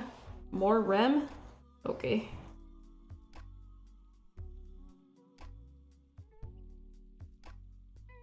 Not wait for the Beauty and the Beast movie. Oh yeah, that one sounds really beautiful. There's a handful of them that I'm just okay, I'll probably watch that, and that's one of them. Also, in terms of anime that I am excited for, the first trailer/teaser for Uzumaki just came out. I think I retweeted it, but for those unfamiliar with it, it's a very classic Junji Ito horror manga that spans a couple volumes, but it's one of his best works, I think, and I think this is the first time it's ever getting an anime, and I'm very, very excited for it. It looks positively terrifying, even from that really brief trailer, so I'm hyped for that one. I'm not much of a horror person. I don't watch horror movies. That type of stuff usually it scares me a lot, but Uzumaki was one of the first manga I read from Junji Ito, and it messed me up, and I'm excited. Let's see, yeah, MFC keeps me up. Yeah, that's exactly what I am too, Dragon. I don't even really watch TV. I don't watch YouTube. I'm sorry, I don't watch streams either. I don't engage in visual activities a lot of time, because I have a really hard time multitasking and focusing. I have to be reading the sub or really focused on the show, and so pretty much the only media shows I'm watching now are the Disney Plus movies or shows, because you gotta keep up to date with that, and I'm also really like Marvel stuff, so those have been really fun. Loki episode came out today, so go watch it if you haven't. Let's see, I was watched a lot of anime but drifted away from it. Yeah, me too, Rebel. I watched a lot. I think it's just getting older too. A lot of it, once you've seen the greats, or the ones that are most highly regarded, then a lot of this day-to-day stuff, or the stuff that comes out every season, it's not, you gotta find a couple gems here and there, but a lot of it is just kind of fluff or the same-ish storyline retold, yada yada. Let's see, you only just started knowing anything about Japanese media. Oh wow, so you're relatively new to the weebs entry point, Mr. Frike. That's interesting. Because I've been stuck in weeb hell pretty much my whole teenage and adult life. So I'm an old now in terms of what I've seen and heard, and so again, that's another reason why I don't engage with it quite as much, just because a lot of it just feels the same to me after a while. You gotta find the gems here and there. Yeah, I am an elder weeb. Yep, definitely. And you're scared to watch it, but it looks cool. Yeah, me too, Hollow. It I could literally not tell if it was 3D or 2D. I think it was 3D, but it was so well done it looked like 2D. But I'm definitely here to watch that show. I think I'm gonna watch that on my own time though. But yeah, I really just don't watch Japanese anime anymore. But I will watch FMA Brotherhood pretty much anytime. That's the one I would probably take with me to a deserted island I could watch that show over and over and over. It's by far probably my favorite series. A classic. Yep, Full Metal Alchemist. Yep. The best of the best. I'm not gonna voice that over. I definitely could. Yeah, I can hear it in my head.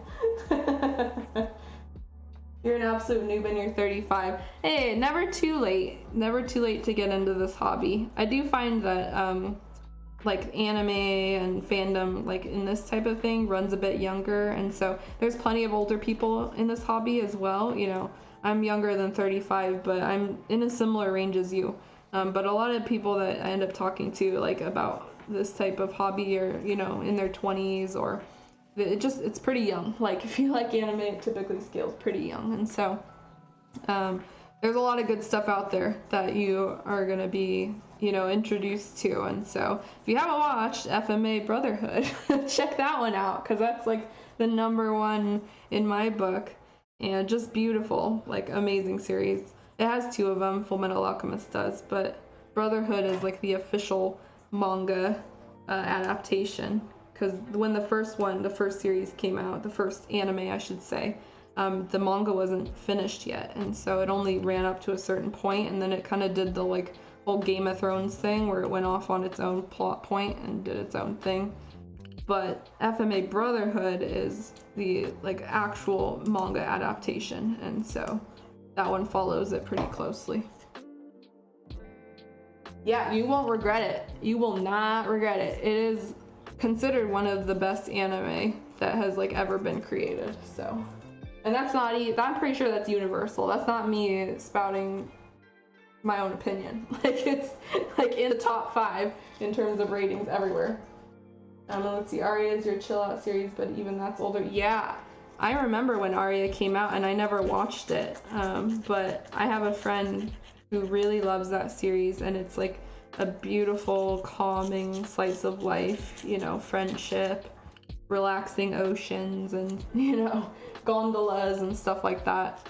Yeah. I think that series is getting figures now too, isn't it? They're bringing that back now and then. Let's see. Blows my mind how easily accessible Japanese media is now when I was a kid. Yeah, Yeah, exactly, you guys. So the landscape has really, really changed in the past 5, even 10 years.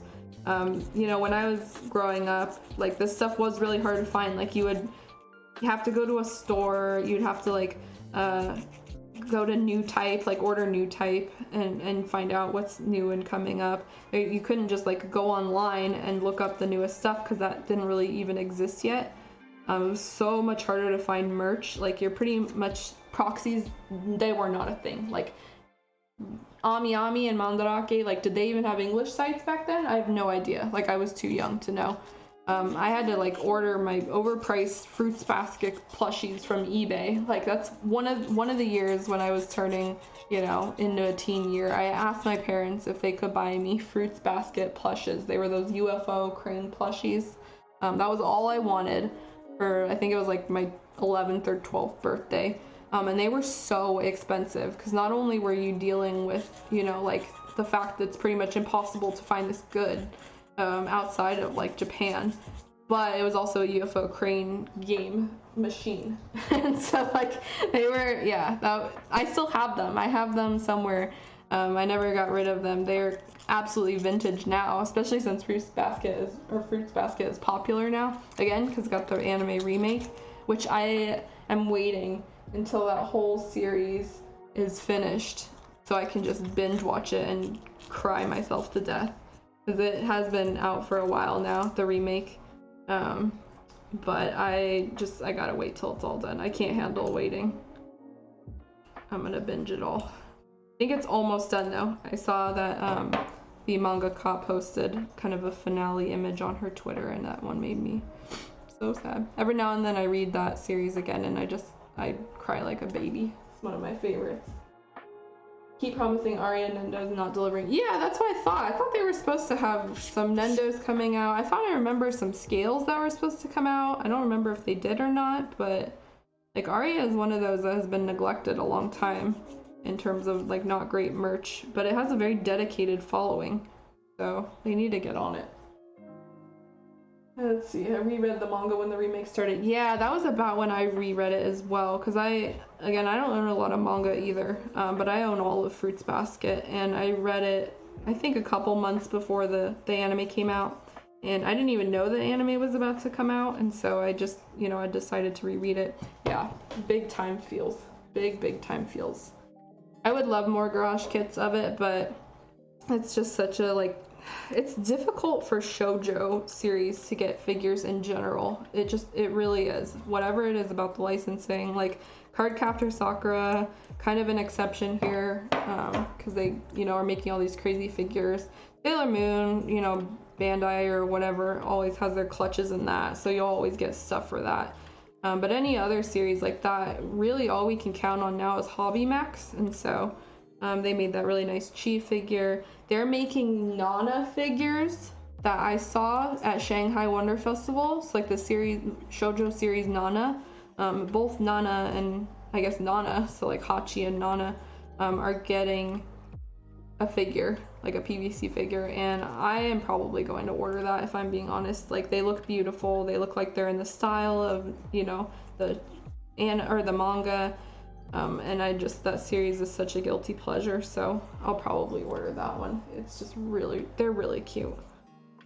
But yeah, a lot of shoujo in general, they don't get the merch that they deserve. They get a lot of goods, I think, like clear files and acrylic keychains and that sort of thing, but figures a little bit rare. And what else was I gonna say? Yeah, the new Fruits Basket remake. There were the Kyo and Yuki figures that came out, but I only ordered Kyo, so I don't have the Yuki one. Just like, that was a must-have. That was an absolute no-brainer. I literally was like, I have to order the same day. That's how I felt about the Hamtaro Nendo too.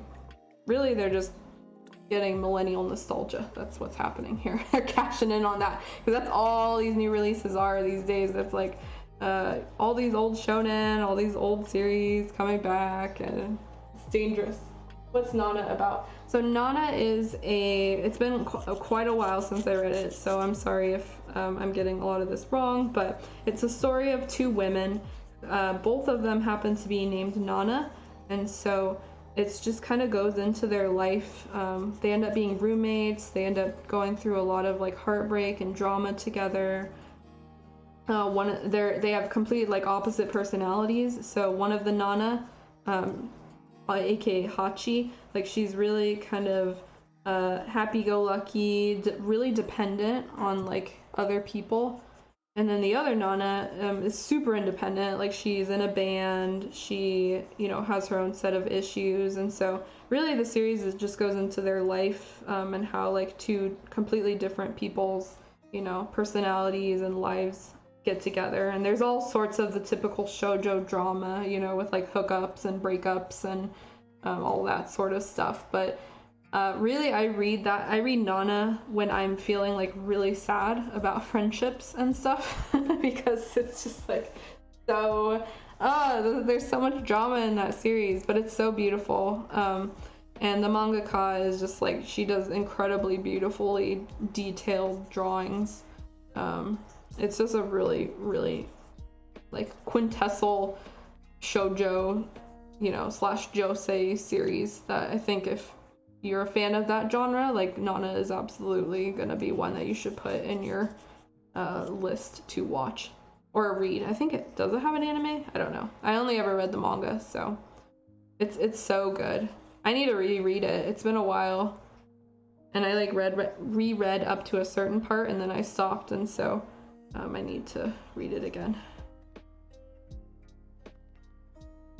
But that, like, the chance of Nana like getting a figure, close to zero. So like when that showed up, like, Nana and shoujo fans like lost their shit, because it's one thing for like Sailor Moon to get more figures, but Nana is like, she has no like they have no merch. Like, it's so rare.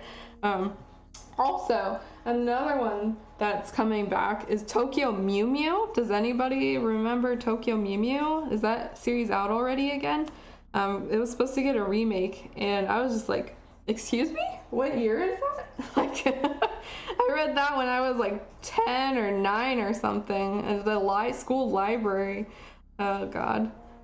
Another very classic shoujo slash magical girl series that is getting a remake because we are remaking everything in this decade. Yes, yeah, you guys, Tokyo Mew Mew Ichigo, she's getting a rehaul, like a remake, and the actual one, like it is her, complete, like, you know, revamp. I think it's getting a whole new anime, and they did have that new manga that came out too. I think the creator brought back either them as like a new like set of girls or something else. I haven't read that actually, but there was a lot of hype around that for a while, of people like the series coming back. And so wasn't there also like one that was gonna be all guys? Like, I don't remember, but anyway, yeah, Tokyo Mew Mew hype. I loved that series. I really loved Ichigo. What was the little like monkey girl's name? Because I liked her too. Mint was like always really cute. Oh boy, yeah, nostalgia. Fun times, reflecting on my oldness. Okay. We are making progress on this though, so while I am chatting and talking to you guys, I pretty much almost finished this piece. I'm gonna set this aside for now, but there is an area that I want to work on later. So you can see this hair strand right here is not very cute right now. It's kind of just like stick-like, I guess. It's not really sanded down. It's a little bit rough, and so I'm gonna have to go in a little bit later and make that a little pointier. Probably same with this one too. It's still kind of rounded. The sculptor, unfortunately, did not make these really pointy, you know, from the beginning, and so there's a little bit of work I'm gonna have to do to try to get these to an, excuse me, acceptable form. I'm also not really sure what's going on here. If that's supposed to be maybe where these hair, probably where these hair pieces attach. It looks like there's an indent for that, but oh yeah. Yeah, there's one on the other side too. So I thought maybe I'd need to fill this part in, but it looks like that will not be the case because her little, you know, whatever these are, they're the same color as her hair. I thought it was her hair at first, but they look more like they're just accessories that go in her hair. So maybe I'll color those differently when we're painting the kit. I'm not really sure. Anyway, I'm gonna sand down this down a little bit more, and then we're gonna work on the other piece. And probably that will be the last one for tonight. These hair strands are probably one of the most detailed parts of this kit, just because there's a lot of different angles and places you have to look. But the other pieces are kind of rough too. So they've got these big tabs on them. The seam lines are pretty thick. So this is a seam line here. Dang it, focus for like 1 second. So this is a seam line that goes all the way down into her kind of shoe area here. Okay. Come on, kit. There we go. Yeah, so it goes up into here, and then all the way back up along here. So there's a bunch of random stuff I'm gonna have to fix later that I'll probably do on my own time. This piece is also like kind of rough as well, but it looks like the sculptor managed to get the seam line to go around the piece and not like up and down it, so that's great. But there's a bunch of random junk like in between here, in between the folds, and so I'll have to clean out that. There's also a little bit of thin resin, so I don't know if you guys can see this like here, but that's an area where the resin's a little bit thinner. So I don't think we have to do anything. Yeah, here it is, barely visible here. So really thin here. That's kind of up to the individual if you want to like fill that in so it's not quite as thin, and I'll have to see once we're sanding, but I think that's good enough to ignore for now. If not, I can kind of putty the back and it will be fine. Anyway, just kind of stuff in the future that may or may not be completed when we return next time, but we're gonna try to wrap up the hair tonight after I sand this down. Yeah, it's looking a lot better already. You can see these hair strands started out pretty like dirty. No, not dirty, but just messy, you know, a lot of extra flash and stuff, but now they look like proper swirlies, so that's good. When we put that next to them, these pieces are much bigger than the rest of the hair. Okay, Okay, anyway, about this piece, a little bit simpler than the other one, but it's got this weird batch of resin here that looks like actually it's supposed to be taken out. So this is, let me see if I can point to it. All of this here and here is supposed to be hollow. So we're gonna have to remove all of this extra junk and just kind of carve out, you know, what's supposed to be there, the non-hollow part. There's also a really nasty seam here, or like extra bunch of resin, and it just kind of goes right onto her hair strands. So I'm gonna have to be really careful when cutting that part out and maybe try to sand it instead. I'll have to see. But it's not a very pleasant place to put all of this extra resin junk. Yeah, I can cut off some of it, but this resin's pretty hard, and so I don't want to work on it too much too quickly. So we'll start at this end and sand down this end, and then, you know, work our way up to the other side. Same deal on this one. It's got kind of these seam lines that run all the way along the piece.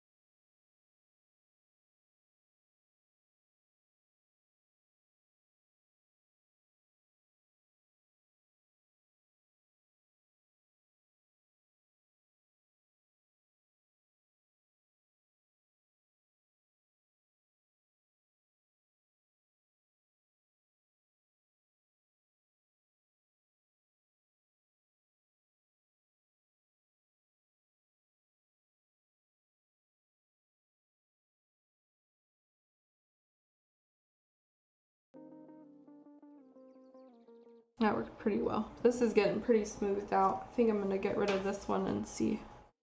This one's smooth too. Oh, this is my other big piece. So this is a cloth sandpaper that I just cut in a weird shape. So I'm gonna see if I can get this a little bit smaller.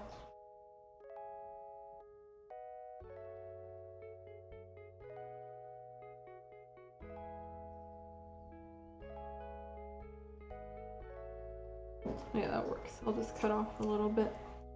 Alright, so make it, doesn't have to be super straight. I'll use this one though. Yep, When They Cry, good one. It's a classic. And let's see, are there any series you wish they would remake? Oh man, that's a tough question. You're gonna rack my brain for a second there, because a lot of what is coming out now is what I wanted remade, especially Fruits Basket. That was a huge one on my list that I wish they remade. Like a lot of series that I watched don't necessarily need a remake either. Like they were just kind of relics of their era, or their stuff I don't really care about seeing again. I'll have to think about that one for sure. There is series that I wish that they would make anime of, but a lot of them are getting made now, and so I can't really complain either way.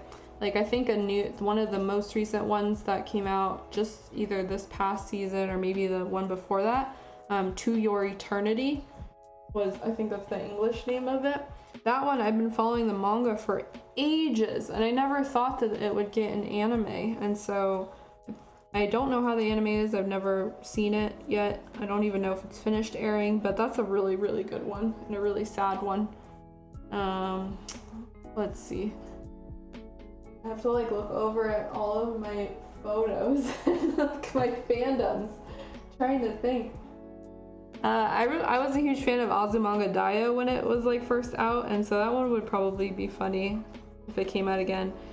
Same with Gunslinger Girl. That one has kind of an ancient anime. It's not really that good anymore, but I loved that series growing up too, and so that one would be really fun to see again with updated graphics.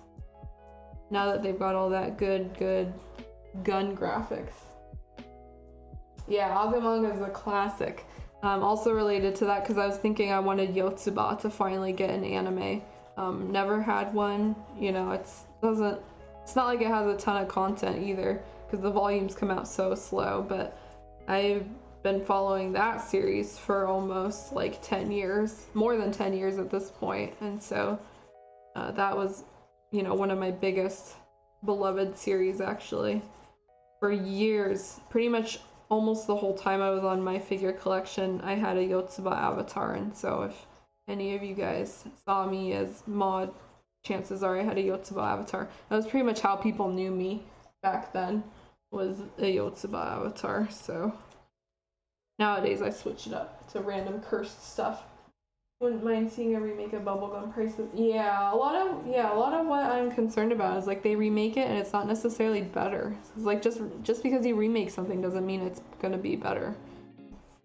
Let's see, I'll remember about that. Yeah, there's a lot of random stuff in Azumanga Daioh, but it was one of those series that kind of pioneered the four panel comic style, and just like wacky, like random humor. Everything back in that day was like lol random like humor. So I don't know actually how well it would like translate into today, but it was really funny for the time. I think I still have that series too. I need to take that off my shelf and read it. What I really want, and I have found it now, so it's not a remake, but I want a Land of the Lustrous season 2 or Hoseki no Kuni. So that is like on my top list. It has been for a million years. Just, the fact that it doesn't have one yet, because they went on to do B-stars and stuff, breaks my heart. The series is gonna, like, I haven't kept up with the past like 2 chapters because they come out like once every month or whatever, but if they did a season 2, it would just be crying the whole time. Let's see. I don't think the Azumanga anime was as punchy. Yeah, I don't think so. I remember seeing like a couple episodes of the anime, but the funniness of like Azumanga Daioh was like every, you know, panel had like the punchline or something random in like the third or fourth panel. And so that's, you know, one of the things that made it great. One of my first kits was Osaka and Chio. Yep, they're classics. Yeah, you gotta love them. Gotta love them. They have a whole bunch of kits too for being just like, you know, a slice of life funny comedy. They were kind of the standard for a lot of things back in the day. They were very popular. Another one that comes to mind that I just like have literally not read in probably 15 plus years is Galaxy Angel. Does anyone remember that one? I don't even remember what it was about. I just remember like the design of the characters. I don't even remember if it was mecha or anything like that, but that I probably like would not care either way if it got a remake, but that would be interesting if they chose to do that. It has all of that very 2000s style eyes too, like the eyes are huge. All of the eyes back then were just so huge too. Good times, good times. There's like a point too in anime where like the whole 2000s were fine, and then what was it, around like 2010 or 11 we entered like the dark ages with K-On! Not that K-On! Was the dark ages, but then like pretty much everything after that, with the exception of like Madoka, was very ugu, like anime ugu. And so I actually stopped like completely. I stopped this hobby back then. So I stopped that hobby back then, and then I got back into it later in life. So in like majority of my 20s, I did not partake in a lot of anime manga culture. Let's see, you make me feel old. We're all old here. I feel like a lot of us here are like talking about old animes and stuff. Oh my goodness. Love to see more attention and more niche clamp work. Oh yes, me too. I read a lot of clamp back in the day, not just Chobits. You know, I had all of Wish. I read Tsubasa. I read XXX Holic. They just have so many other ones. The one with Clover. Yeah, Clover. Man, Clover was one of the first like actual Japanese manga that I purchased. For whatever reason, I had a phase that I wanted to, you know, collect some Japanese manga, and so Clover is one of them I had. Wish with huge shoulder. Yeah, everything had big shoulders and weird hands and their clamp works. I was just sent a link by a friend, I think today or yesterday, that Clamp is apparently working with either some other studio or on their own. I didn't read it too close, but they're making an adaptation of Grimm's fairy tales, like in Clamp style. And so guess who's gonna be into that? Me, definitely. I love Clamp style. It's like a guilty pleasure at this point. Let's see, XXX Holic. Yeah, it does. XXX Holic is another classic. Introduced a lot of cool things. Yu Yuko deserves some more love. She's finally getting merchandise and figures, but it took too long. But yeah, look up Clamp Grimm's fairy tales, because apparently that's a thing that's happening. I had no idea. It looks very exciting. Clamp has been kind of on a weird, weren't they on hiatus or like disbanded for the longest time? Like I think of them and I think of just like 2000 stuff. I don't think of anything recent, so it's interesting. I feel like with all the new Sakura figures and stuff, they're really only starting to come back, but for the longest time there was just nothing about them. Yep, Holic's a good one. I feel like a lot of people were either into Tsubasa or they were into XXX Holic, and that, like, there was no other. Like they overlapped a lot, but most people were into one or the other more. And Clamp Universe, honestly, just confusing as hell. Can I just say that? Like in some weird reality, a lot of these characters like show up in other universes, or they show up in the series that's supposed to be different, and so I just get confused half the time, like reading their stuff. I'm trying to get this cloth here. Getting an angly here. I can't grab it. Let's see. Tsubasa more action. Yes, exactly. I was much more on like the slow drama type series. I love shonen and stuff like that. Not that Tsubasa was, but it just didn't click for me. Like that's why I didn't really enjoy Tsubasa as much. I don't even think I finished that series, to be honest. Clamp is just their own thing. Like their stories are definitely their own thing. I'm not sure how some of them age. It's been a very long time since I've read a lot of the works. They do have problematic ships a lot of the time, but it's just kind of like everybody get with everybody. So you gotta go into Clamp with like an open mind. Started off confused, so there's no hope for you. Don't worry, we're all confused when it comes to Clamp. Like, I don't know what's going on half the time. I'm just here to look at beautiful art, okay? I'm not here for the concise story. I'm trying to figure out how I want to tackle this hair piece, just because it's kind of a big ass mess on the ends here. Got most of the rest of this smoothed down, but the top here, let's see, they wanted an all love is valid thing. Yeah, exactly. Yeah, when I think of Clamp, I think of like every love, you know, like men with women, women with women, women with, you know, robot, men with robot, boys with boys. Like teachers with students, like, because there's so many, like, you know, kind of problematic things, underage people with not underage people, and you're just like, I don't know about that, Clamp. Like, I know love is love, but we gotta draw the line, okay? So yeah, cannot, like, I'm going in there with an open mind, but a lot of the Clamp relationships are not something that you would want to idolize or recreate in real life. Just, you know, for those who are unfamiliar with this series of mangaka. Yeah, exactly. Yeah. Definitely some questionable stuff in Cardcaptor Sakura. Surprisingly, I've never actually finished / read the majority of Cardcaptor Sakura. Growing up, I was not really into that series. I think it just hit at a time where I wasn't interested in it. I think I was watching Sailor Moon at the time, which is also, like, in its own way, some of it's problematic, but a lot of Sakura and stuff, it just didn't appeal to me. I'm actually not super into magical girls either, so you know, that's probably why I'm actually not a huge fan of that genre. So I think the main exception is probably like Madoka. I really did enjoy Madoka. Tokyo Mew Mew was, I guess, you know, also one that I really enjoyed, but the big ones, not a super fan. I like them, but not a super fan.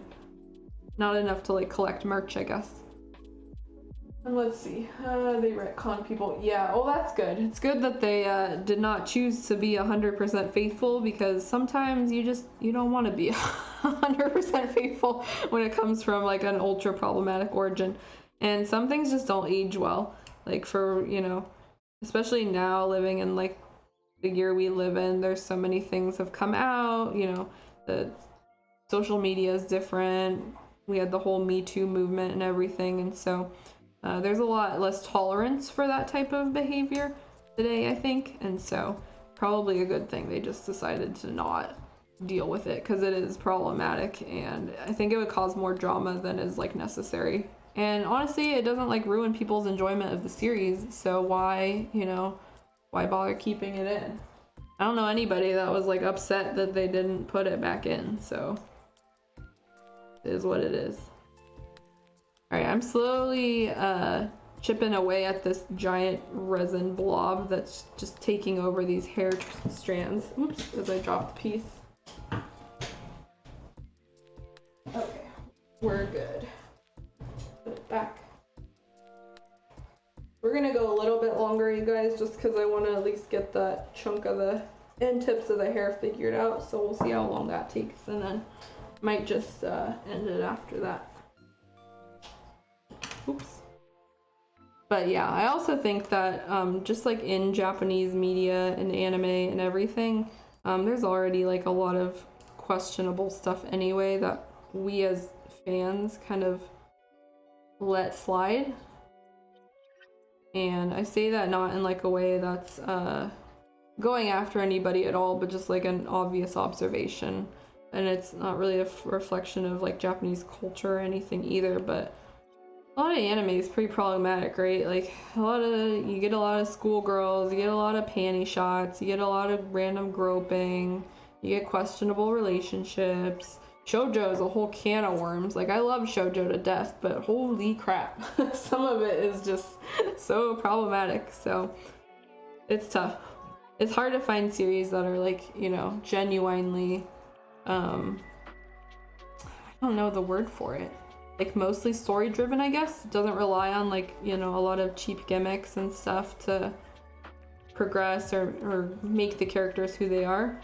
I think one that comes to the top of my head is 7 Deadly Sins. So just it's definitely a, like, I think it's a shonen, right? It's a shonen series. It has an anime, it has a manga. I followed it for quite a while because I'm a, you know, I really like shonen stuff, but I just could not get over how the main character kept, like, groping women randomly and was just like, haha, I'm funny, like, that's what I do, here's me, you know, and it just got so old. It was, like, used as a gag over and over and over. And so stuff like that is, like, is that really necessary? Like, it's, I don't know. Yeah, I don't follow seasonal anime that much either. Yeah, because a lot of it is just, like, you know, random stuff like that, designed for the pretty hardcore otaku who follow that stuff all the time. It's tough. It's tough to find like quality series, and so I think that's why people like you know, like Attack on Titan quite a bit, is because it's very story focused. It doesn't rely on like cheap gags or anything. Full Metal Alchemist, another one. Strong characters, both men and women and children, you know, in a great plot and great setting. Demon Slayer, another really popular one, you know, mostly shonen, I guess. And I guess it does have Zenitsu, who is kind of like, ugh, but, you know, for the most part, it kind of tries to keep itself story focused, and it doesn't rely on a ton of, like, you know, really panty shots and cheap stuff. Yeah. It's hard to find good quality anime that's not, you know, totally harem or, you know, relying on stuff like that. This just became me ranting about the state of anime, guys. I'm so sorry. Like, that's not how I wanted to talk about anime. I've just been in this for too long. I just noticed so many of these things, you know. Oh, my kitten. But yeah, that's why when I find a good one that isn't, you know, really focused on that stuff and has a unique story, I have a lot more respect for it, and I tend to stick with it a lot longer. Kind of why I liked Land of the Lustrous so much, because it was very fresh. Like, I'd never read anything like it, and it's totally different. Really love that. Just needs a season 2, like, please, please.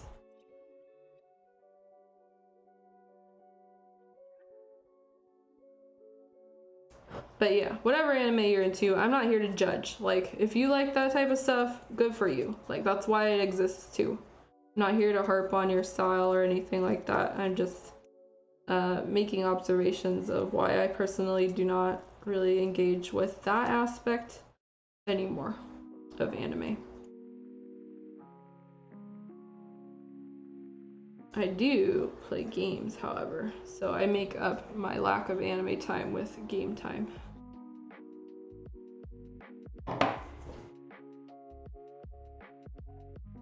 And now it's just Genshin time all the time. But that new event's really fun. I don't know if any of you guys play Genshin, but I'm playing the 1.6 update, and basically you're exploring like some islands, and it's really fun. I just like games that are more like exploration and story, so one has been really nice. I'm not gonna rant about Genshin for another like another hour. I think we already did that in a past stream. You've been resisting so far. Yeah, you guys, probably for the best. It's definitely fun, but it's also gacha, so if you're weak to gacha, then probably avoid for now. But you can also like engage with it without, you know, necessarily being into it, you know what I mean? Trying to get into Genshin, but didn't grab me. Yeah, it's definitely, like, it started out kind of feeling like a Breath of the Wild clone. I think by now it's kind of developed its own style. I don't get that feel anymore. But yeah, Dragon, my issue with it is pretty heavily gacha. It doesn't have to be, right? So it's very, like, it has a pretty decent pity system actually, in terms of you getting like the rare 5-star characters. Can you believe Breath of the Wild's ripping off Genshin? Yeah, it's their own thing now. But yeah, I know people that go really hardcore with it, that spend hundreds of dollars every banner. I know people that are totally free to play on it, and they still, like, you don't have to have the max units to play this game, which is what I like about it. And so, you know, some of these gacha, like, you really have to have, you know, the full stacked 5-star UR team in order to get past missions. You're like a gatekeeped by, you know, later events and stuff. Genshin doesn't feel like that at all. Like, it's totally playable even if you only have a couple of like the 5-star characters. So I have enjoyed that. And when I do play, a majority of my team is like half and half, 5 and 4 stars, to be honest. So you know, I really enjoy it. I really like the characters a lot. I think that they're all really unique. I think that their stories are, you know, genuinely engaging, which is something that I have trouble getting into these days. And so, and I also like how it's just, I mean, it's got the gacha mobile aspect. Like, it's always gonna be going onward.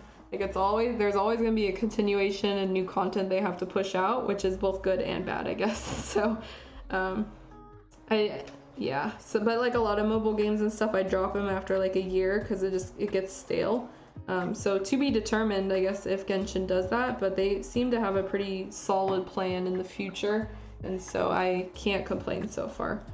And I really like everything I've seen so far, and it seems like for the most part they're listening to their community and suggestions, because they seem to be implementing a lot of things that people are asking for, or they have planned already that they're just rolling out slowly. It's a lot of fun, and I'm also like pretty casual player, so if you want like a casual game you can play for like I don't know, 45 minutes, an hour every day, like it gets that fix of playing a game out, and you still get to like do a lot of random stuff. But it is pretty casual, I think, in the long term. Like once you finish the story, you're like either stuck to doing whatever events are happening or grinding for more materials and that kind of thing. So if that's not your thing, then probably not the game for you, and that's totally fine. There's like genres that I don't enjoy playing too, but fun times. Also, I like how the bow, when you shoot the bow, you enter like FPS mode basically. So like I find myself using a bow a lot more often. It's pretty fun. I guess it's third person, right? I think your character is off to the side, but still it feels like I can target more. Alright, I think I got this pretty good actually. So this was just like a big blob before, but now there's some actual hair strands here, so that's comforting. You can see there, both of them are on the end here. There is still the matter of this middle part here, so that's kind of yucky. I'm gonna chip away at it a little and see how easy that is to come off. And if it looks like it's gonna be a lot of work, then I'll probably just put it off for now. I wonder if these fit well though. Let's see. This is the piece here. I don't recall. Set these aside already. Oh, I think it's the other one. Yeah, so these pieces will fit together like this, but we're gonna have to be doing some work here. Or maybe it's the other way. That seems to not make much sense. Like, why would it be bunched up like that? Maybe it's like this? No. I'm gonna have to look at my sheet again. 1 second, guys. Gotta head to bed. Yeah, no problem, Raider. It was fun talking to you. Have a good rest of your night, I guess, and sleep. I'm just gonna double check this real quick, guys, before we... Yeah, it was this piece. So I don't know if it's supposed to look that way. Let me check again. I guess it just kind of sits up. Just seems not great. Anyway, it does fit better than before, so that's good. But let's see if we can get this carved out here. Oh, Rocket's here. Hi, Rocket. Oh, someone's sassy. Wonder if I can show Rocket. Oh, hi, kitten. Oh, he wants a hug. He's hugging me. Hi, Rocket. You want to look up here? Oh, there he is. Let's see. Hi, Rocket. Oh, you don't want to be on camera? You run away? You want to look again? Oh, what a good kitten, huh? Oh, yeah. Anyway. Oh, he ran away. Yeah, he's massive chunker. He wanted to come in here and give me a hug. He does that sometimes. He's 17 pounds, so he's a big boy. Fat and also big. He's just got those big paws, so he's funny. Now I got cat hair.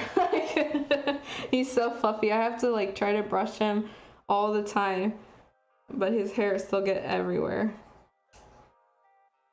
Okay, trying to find out the best way to do this.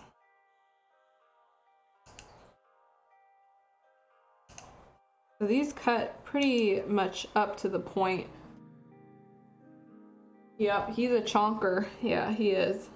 He has the worst habit now where he just starts meowing for his food, but he starts at like 3 p.m. And so he's supposed to, like, I feed him at 5, pretty much on the dot at 5, or, you know, a little bit earlier than that.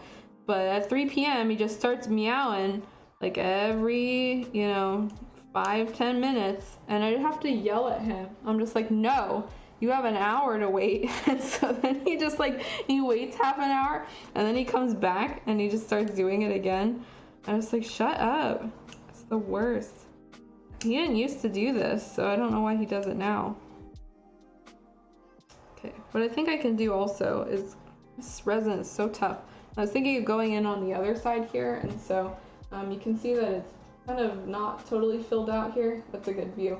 There's still this, like, you know, triangle that I need to cut out. Let me see if I can do that. Actually, good thing to do, and I think what I'll do here is use a drill instead, and so that way you kind of end up with a point or two that are starting points, and it just kind of carves that stuff out. So like more of an access point for your X-Acto to go into. Maybe a smaller one. This is something that I sometimes do if I need to cut into a difficult, brittle area. It'd be a little hard though.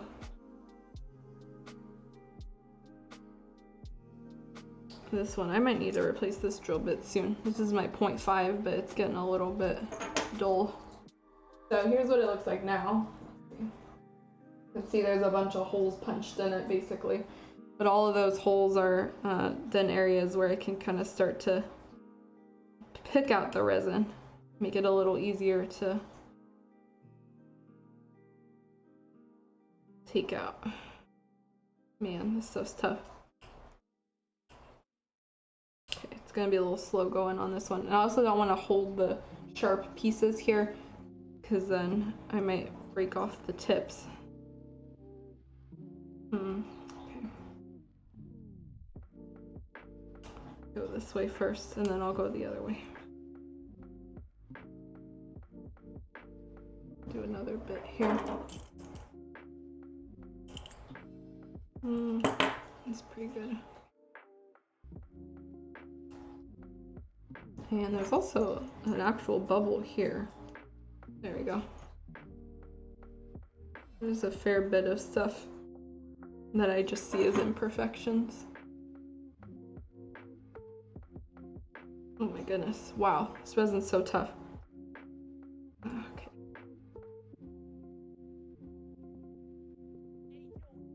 Go on the other side. A little bit easier. There we go. So I'm gonna have to put this on the ground here, or on the paper towel. You just ordered your first GK through Zen Market. Oh my god, congrats. Oh man, now that they open up EMS again. Oh well, you're in Europe, so it don't really matter anyway, but congrats. What's the kit? Yeah, I'm curious. That's a big feat. I will clap for you. Congrats. You've made the jump. Now you better prepare some space in your closet, 'cause it's all downhill.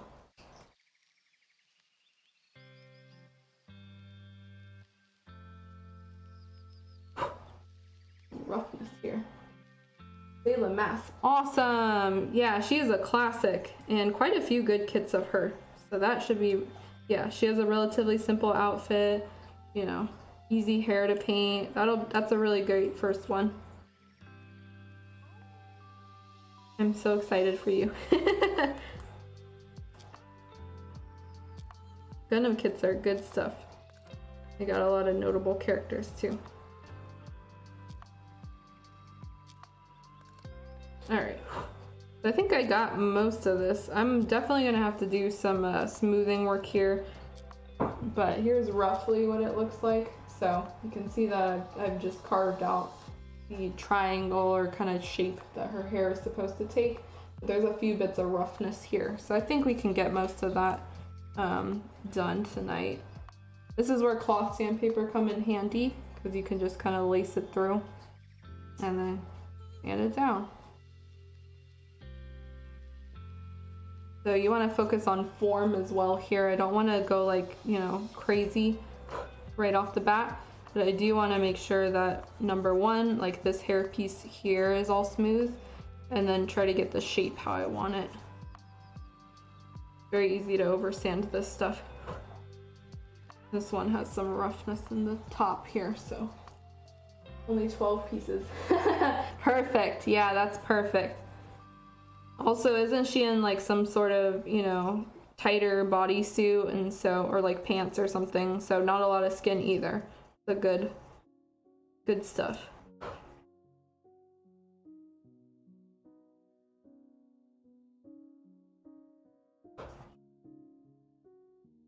All right, I think we're good to continue on this smooth-in part.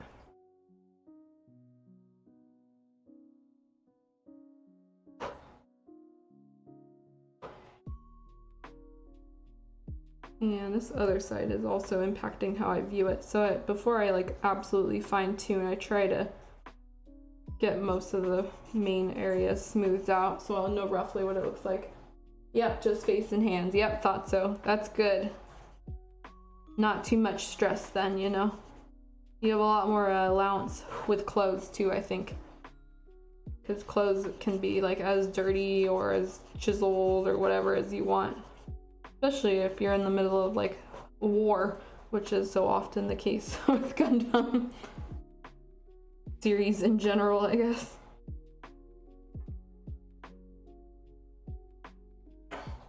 Okay, I'm just gonna be taking this out and putting it back in kind of consistently.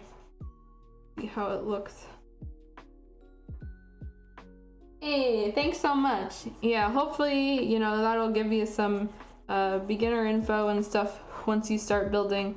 That guide pretty much applies to like all of hand painting, but as you guys have seen, a lot of the stuff that I do right here in these videos is similar to what's in the guide, so I am not one to change up my techniques too much. A lot of what I do is pretty similar, and there's a basic, you know, pattern that all kit building follows anyway, so no matter what, you know, you're going to be sanding, you're going to be hopefully not puttying too much, etc, etc. So, but thanks, I'm glad that you find my guide useful. Okay, this is getting wonky over here. I might just work on this later because a lot of this is like sculpting, refining stuff too. I'm gonna have to pack an X-Acto knife and bring this kit with me, but then I can't bring it on a plane because I'll get my X-Acto knife taken away. Yeah, there's a little bit here that I'm just not happy with, so you can see that the, like, what is this called, the gap, I guess, is still pretty straight, and so if I put a blade up against it, you can see it's pretty much straight, and so I really want that to curve a little bit more down this way.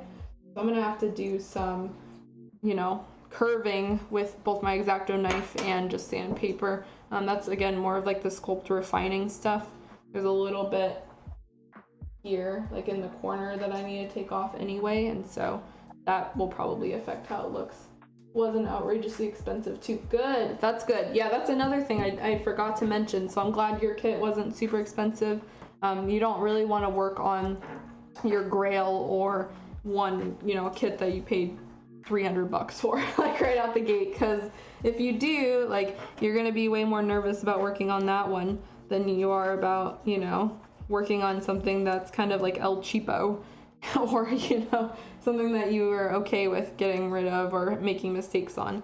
That's, I think I covered on that on Monday, but I generally have like two categories of kits that are in my closet. One is like the not super expensive, you know, okay to make mistakes on ones, and that's kind of what this one is. And then the other one is like the ones that I are highly exclusive or I really cherish, and I, you know, really want to do an excellent job on those. And so even I'm pretty nervous about working on some of those kits over time.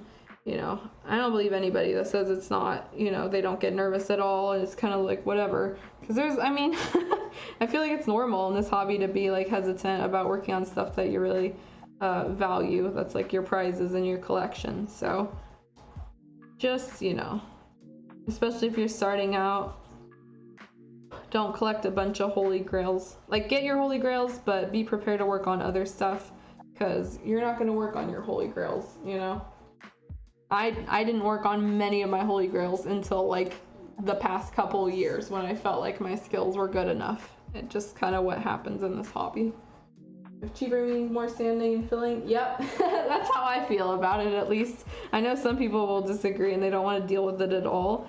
But I like found that I got a lot of really valuable experience by working on, you know, rougher casts. That does not count tie recasts, so I'm not talking about those at all. But, you know, kits that have issues, you'll learn more with every kit, and so just be aware they're all a learning experience. Alright, there's still a little bit to do on this, but I think that I'm going to wrap this up for tonight, mostly because I have, you know, these other pieces that also need the sculpting and refining stuff, and so that will come a little bit later, certainly not tonight, but these have all been smoothed down pretty well for the most part. There's no more seam lines. There is a couple here and there that are, again, too deep, so we had this issue with the other pieces too, where the seam line mold just wasn't great, and so as a result, no matter how much I sand, it's like not gonna match up, and it's just gonna end up over sanding the piece. So I don't know if the camera will show it. Let me see if I can find it. But there's an area right here. Yeah, you can kind of see a shadow here.